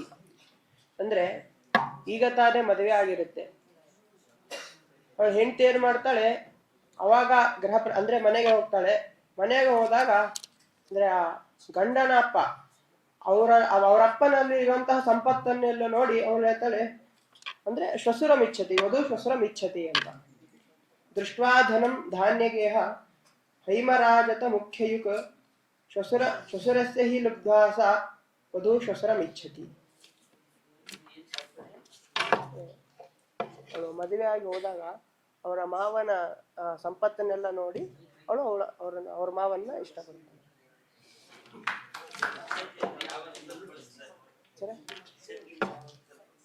ಅಂದ್ರೆ ಇಷ್ಟಪಡ್ತಾಳೆ, ಪ್ರೀತಿ. ದೃಷ್ಟ್ವಾ ಧನಂ ಧಾನ್ಯಗೇಹ ಹೈಮರಾಜತ ಮುಖ್ಯಯುಕ್ ಶ್ವಶುರಸ್ಯ ಹಿ ಲಬ್ಧ್ವಾ ಸಾ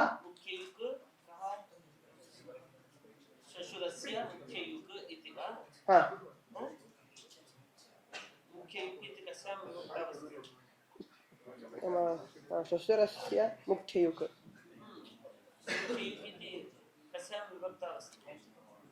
ಪ್ರಥಮ ವಿಭಕ್ತಿ.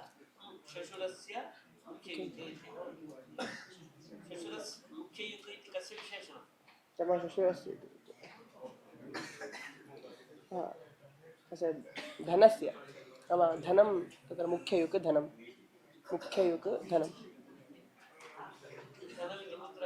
नाम दृष्ट्वा धनं धान्यं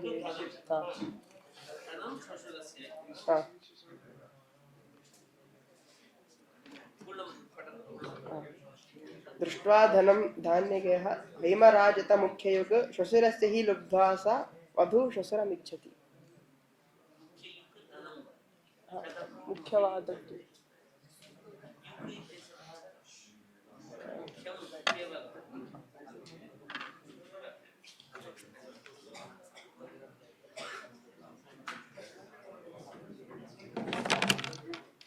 ವಧುಶ್ವಶುರಯೋರ್मध्ये सीत् शिष्य गुरुभावना तस्मात् किमत्र वैचित्रं ವಧುಶ್ವಶುರಮಿಚ್ಛತಿ. ಪೂರ್ವ ಹಿಂದಿನ ಕಾಲದಲ್ಲಿ ಮಾವನಿಗೆ ಮತ್ತೆ ಹೆಣ್ಣಿಗೆ ಎಲ್ಲ ಗುರು ಶಿಷ್ಯ ಭಾವ ಸಂಬಂಧ ಇರ್ತಿತ್ತು. ಆದ್ರಿಂದ ಪಾಠದ ಸಮಯ ಆದರೆ ಅಥವಾ ಯಾವುದೇ ಆಗಲಿ ಶಿಷ್ಯರಿಗೆ ಗುರುಗಳ ಮೇಲೆ ಇಚ್ಛೆ ಬಂದೇ ಬರ್ತದೆ. ಆದ್ರಿಂದ ವಧು ಶ್ವಶುರಮಿಚ್ಛತಿ ಅಂತ. ವಧು ಶ್ವಶುರಯೋರ್ ಮಧ್ಯೆ ಆಸೀತ್ ವಧು ಶ್ವಶುರಯೋರ್ ಮಧ್ಯೆ ಆಸೀತ್ ಶಿಷ್ಯ ಗುರು ಭಾವನ ತಸ್ಮಾತ್ ಕಿಮತ್ರ ವೈಚಿತ್ರಂ ವಧು ಶ್ವಶುರಮಿಚ್ಛತಿ.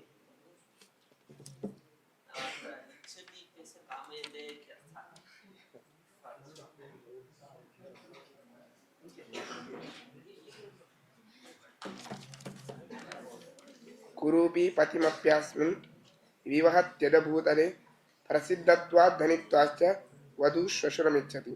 ಅನ್ನಂದ್ರೆ ಈ ಭೂಮಿಯಲ್ಲಿ ಕುರುಡನಾದಂತಹ ವರನನ್ನು ಕೂಡ ಮದುವೆ ಆಗ್ತಾರೆ. ಯಾಕೆ ಅಂತಂದ್ರೆ ಅವನು ಅವರ ಮಾವ ಏನಾಗಿರ್ತಾನೆ ಅಂತಂದ್ರೆ ಶ್ರೀಮಂತಿಗೆ ಮತ್ತೆ ಪ್ರಸಿದ್ಧನಾಗಿರ್ತಾನೆ. ಆದ್ರಿಂದಾಗಿ ಆ ವಧು ಮಾವನನ್ನು ಬಯಸ್ತಾನೆ. ಉದಾಹರಣೆಗೆ ಆಗ್ಬೇಕಾದ್ರೆ ಈಗ ಮುಖೇಶ್ ಅಂಬಾನಿ ಆಗ್ಬೇಕಾದ್ರೆ ಅನಂತ್ ಅಂಬಾನಿ ನೋಡ್ಲಿಕ್ಕೆ ಚಂದ ಇಲ್ಲ, ಆದ್ರೆ ದಪ್ಪ ಇದ್ದಾನೆ. ಮಾವನ ಹತ್ರ ದುಡ್ಡಿದೆ ಅಂತ ಹೇಳಲಿಕ್ಕೋಸ್ಕರ ಅವನು ಮದುವೆ ಆಗ್ತಾನೆ. ಕುರೂಪಿ ಪತಿಮಪ್ಯಾಸ್ಮಿನ್ ವಿವಾಹತ್ಯದ ಕುರೂಪಿ ಪತಿಮಪ್ಯಾಸ್ಮಿನ್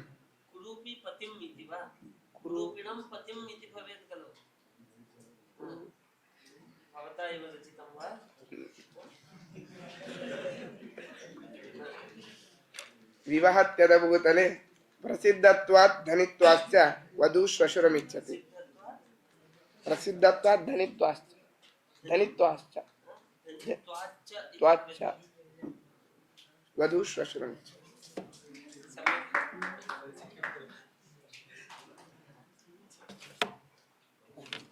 पतेः पिता पृच्छदेकं सुसंबंधं न दक्षिणां तदा ज्ञातं मया एवं ವಧೂಶ್ವಶುರಮಿಚ್ಛತಿ.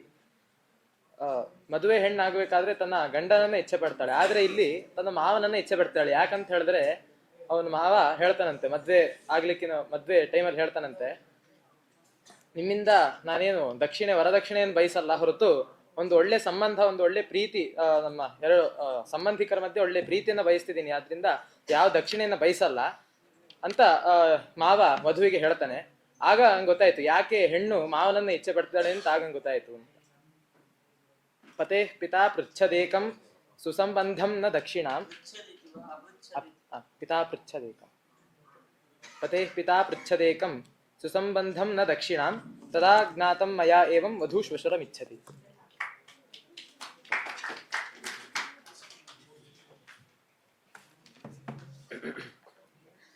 ಅತಾತಂಚ ಸುರಾಪಾನ ಕರ್ತಾರಂ ವೀಕ್ಷ್ಯ ವೈಪತಿಂ ನಿರೋಧಕನ್ ಸತ್ಕೃತ್ಯಾನಾಂ ವಧೂಶ್ವಶುರಮಿಚ್ಛತಿ. ಏನು ಅಂತಂದ್ರೆ, ಒಬ್ಬ ಹುಡುಗಿ ಮದುವೆ ಆಗಿರ್ತಾಳೆ. ಮದುವೆ ಆದ್ಮೇಲೆ ಅವನಿಗೆ, ಅವಳ ಗಂಡನಿಗೆ ಅಪ್ಪ ಇರಲ್ಲ. ಹೀಗಾಗಿ ಅವನೇನ್ ಮಾಡ್ತಿರ್ತಾನಂದ್ರೆ ದಿನ ಹೋಗಿ ಕುಡ್ಕೊಂಡ್ಬರೋದು, ಒಟ್ಟು ಕೆಟ್ಟಚಟಗಳನ್ನೆಲ್ಲ ಬೆಳೆಸ್ಕೊಂಡಿರ್ತಾನೆ. ಅದರಿಂದಾಗಿ ಆ ಹೆಂಡತಿಗೂ ಕೂಡ ಸಮಸ್ಯೆ ಆಗ್ತಾ ಇರುತ್ತೆ. ಅದಕ್ಕೆ ಅವಳು ಅಂದ್ಕೋತಾಳಂತೆ, ಅಕಸ್ಮಾತ್ ಏನಾದ್ರು ಇವ್ರ ತಂದೆ ಇದ್ದಿದ್ರೆ ಅವಾಗ ಇವರಿಗೊಂದು 4 ಏಟ್ ಕೊಟ್ಟು ಇವರಿಗೆ ಕೊಡಿಸ್ತಾ ಇದ್ದ ಅಂತ ಹೇಳಿ ಈ ರೀತಿಯಾಗಿ. ಅದಕ್ಕೋಸ್ಕರ ವಧೂ ಶ್ವಶುರಮಿಚ್ಛತಿ, ತಮ್ಮ ಮಾವನ್ನ ಅವಳು ಇಷ್ಟಪಡ್ತಾಳೆ ಅಂತ. ಹಾಗೆ ಹುತಾಶನಶ್ಚಂದನ ಪಂಕಶೀತಲ ಅನ್ನೋದಕ್ಕೆ ಅತಾತಂಚ ಸುರಾಪಾನ ಕರ್ತಾರಂ ವೀಕ್ಷ್ಯ ವೈಪತಿಂ ನಿರೋಧಕಂ ತತ್ಕೃತ್ಯಾನಾಂ ವಧೂಶ್ವಶುರಮಿಚ್ಛತಿ. ಅತಾತಂ ತಾತರಹಿತಂ ಅತಾತಂಚ ಸುರಾಪಾನ ಕರ್ತಾರಂ ವೀಕ್ಷ್ಯ ವೈಪತಿಂ ನಿರೋಧಕಂ ತತ್ಕೃತ್ಯಾನಾಂ ವಧೂಶ್ವಶುರಮಿಚ್ಛತಿ.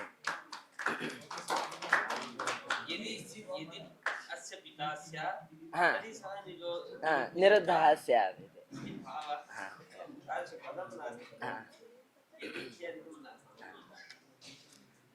ಅಗ್ನಿಪ್ರವೇಶೆ ಖಲು ಧರ್ಮಪತ್ನ್ಯಾಃ ಬಾಷ್ಪಾಕುಲೆ ಸದ್ರಘುನಾಥ ನೇತ್ರೆ ನಂದಾಪ್ರಪೂರ್ಣೆ ಪ್ರತಿಬಿಂಬಿತೋಸೌ ಹುತಾಶನಶ್ಚಂದನ ಪಂಕಶೀತಲಃ.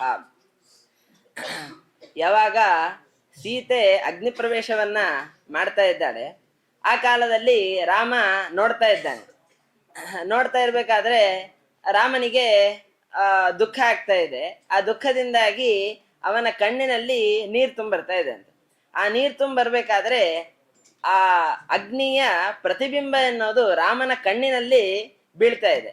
ಅಂತಹ ಆ ಅಗ್ನಿ, ಪ್ರತಿಬಿಂಬಿತವಾದಂತಹ ಯಾವ ಅಗ್ನಿ ಇದೆ ಅದು ಚಂದನ ಪಂಕಶೀತಲ, ತಂಪಾಗಿದೆ. ಯಾಕೆಂದ್ರೆ ಪರಮಾತ್ಮನ ಕಣ್ಣಿನಲ್ಲಿ ನೀರು ಬರ್ತಾ ಇದೆ, ಆದ್ರಿಂದಾಗಿ ಆ ನೀರಿನಿಂದಾಗಿ ತಂಪಾಗಿದೆ ಅಂತ. ಅಲ್ಲ, ಇಲ್ಲಿ ಪ್ರಶ್ನೆ ಬರ್ಬೋದು, ಈ ಉಷ್ಣ ಯಾವುದು ದುಃಖ ಬಾಷ್ಪ ಅನ್ನೋದು ಬಿಸಿಯಾಗಿರುತ್ತೆ, ಈ ತಂಪು ಹೇಗೆ ಅಂತಂದ್ರೆ, ಇಲ್ಲಿ ಅಗ್ನಿ ಪ್ರವೇಶ ಅನ್ನೋದಕ್ಕೆ ಅಗ್ನೌ ಪ್ರವೇಶ ಅಂತಲ್ಲ, ಅಗ್ನೇಹೇ ಪ್ರವೇಶ. ಅಂದ್ರೆ ಅಗ್ನಿಯಿಂದಾಗಿ ರಂಗಮಂಟಪಕ್ಕೆ ಅವಳು ಬಂದಿದ್ದಾಳೆ. ಅಂದ್ರೆ ಒಳಗ್ ಹೋಗಿ ಅವಳು ಯಾವಾಗ ಬರ್ತಾಳೋ ಅವಾಗ ಅಲ್ಲಿ ರಾಮ ನೋಡಿದ್ದಾನೆ. ಅವಾಗ ಅವನಿಗೆ ಆನಂದ ಬಾಷ್ಪ ಬಂದಿದೆ.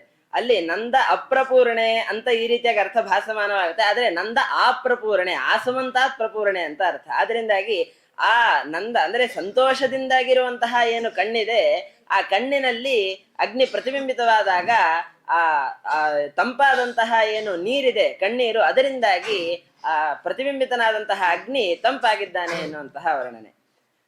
ಅಗ್ನಿ ಪ್ರವೇಶೆ ಖಲು ಧರ್ಮಪತ್ನ್ಯಾಃ ಬಾಷ್ಪಾಕುಲೆ ಸದ್ ರಘುನಾಥ ನೇತ್ರೆ ನಂದಾಪ್ರಪೂರ್ಣೆ ಪ್ರತಿಬಿಂಬಿತೋಸೌ ಹುತಾಶನಶ್ಚಂದನ ಪಂಕಶೀತಲಃ.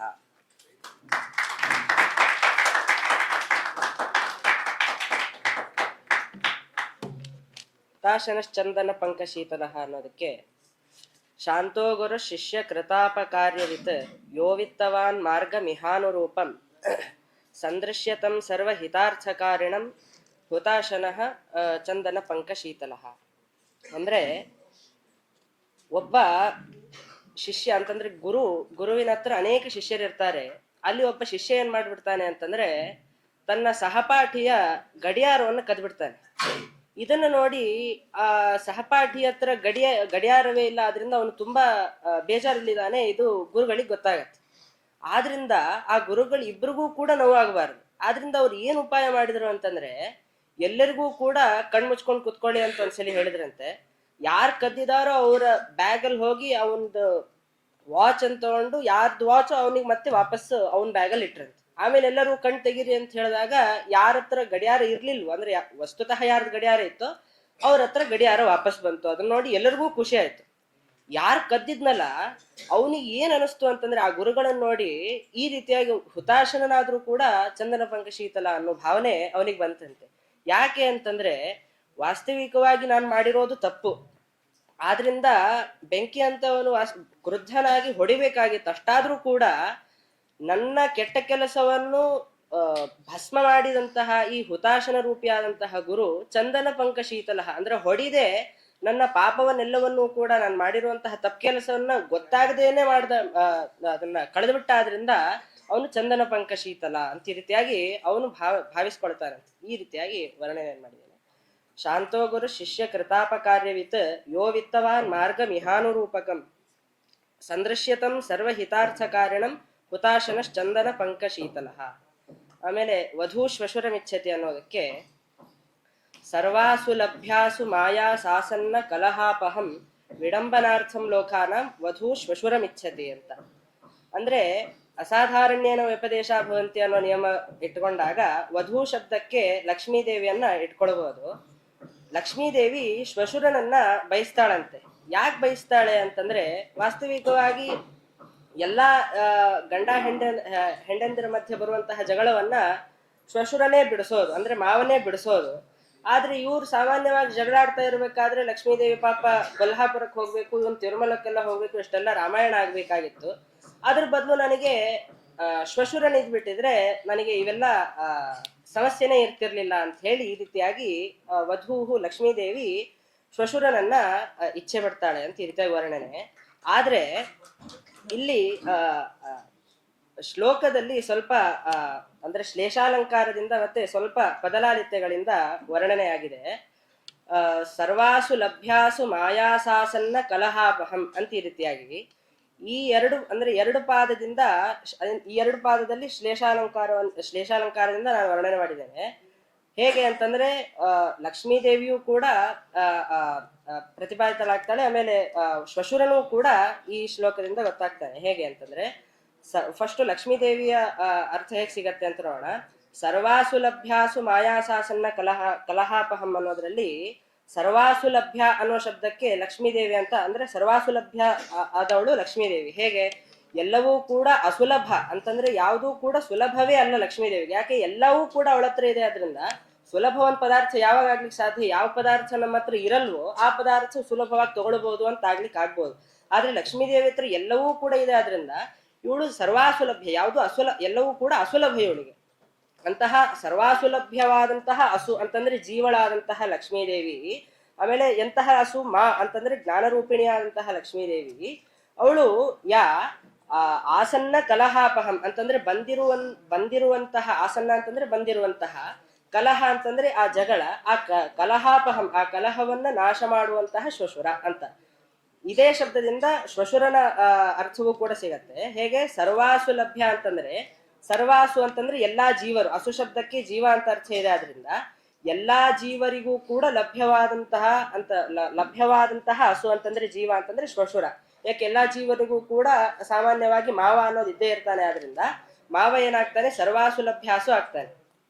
ಅಂತಹ ಮಾವ ಹಸುಂ ಆಯಾಸಾಸನ್ನ ಕಲಹಾಪಹಂ ಅಂತಂದ್ರೆ ಆಯಾಸದಿಂದ ಬಂದಿರುವಂತಹ ಕಲಹವನ್ನ ನಾಶ ಮಾಡುವಂತಹ ಶ್ವಶುರ ಅಂತ ಈ ರೀತಿಯಾಗಿ ಶ್ಲೇಷಾಲಂಕಾರದಿಂದ ವರ್ಣನೆ ಮಾಡಿದೆ. ಸರ್ವಾಸು ಲಭ್ಯಾಸು ಮಾಯಾಸಾಸನ್ನ ಕಲಹಾಪಹಂ ವಿಡಂಬನಾರ್ಥಂ ಲೋಕಾನ ವಧೂ ಶ್ವಶುರಮಿಚ್ಛತಿ ಅಂತ.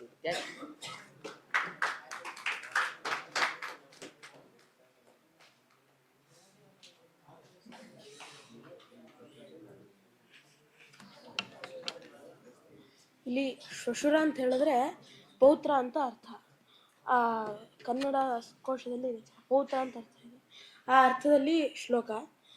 ವಿವಾಹ ನಂತರಂ ಸರ್ವಾಹ ಉಭಯಾತ್ ಪುತ್ರಂ ನೆಚ್ಛತಿ ಜ್ಞಾತವ್ಯಮೇವ ಕಿಂ ತರ್ಹಿ ವಧು ಶ್ವಶುರಂ ಇಚ್ಛತಿ.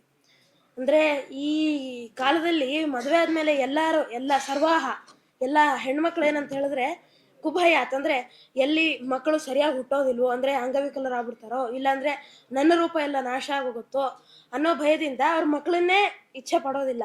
ಅಂಥದ್ರಲ್ಲಿ ಈ ಕಾಲದಲ್ಲಿ ವಧು ಅಂದರೆ ಆ ಹೆಣ್ಣುಮಕ್ಕಳು ಶ್ವಶುರಂ ಅಂತ ಹೇಳಿದ್ರೆ ಮೊಮ್ಮಗನನ್ನು ಇಚ್ಛೆ ಪಡ್ತಾರಾ ಪ್ರಶ್ನಾತ್ಮಕವಾಗಿ ಈ ಶ್ಲೋಕ. ವಿವಾಹ ನಂತರಂ ಸರ್ವಾಹ ಕುಭಯಾತ್ ಪುತ್ರಂ ನೆಚ್ಛತಿ ಜ್ಞಾತವ್ಯಮೇವ ಕಿಂ ತರ್ಹಿ ವಧು ಶ್ವಶುರಂ ಇಚ್ಛತಿ.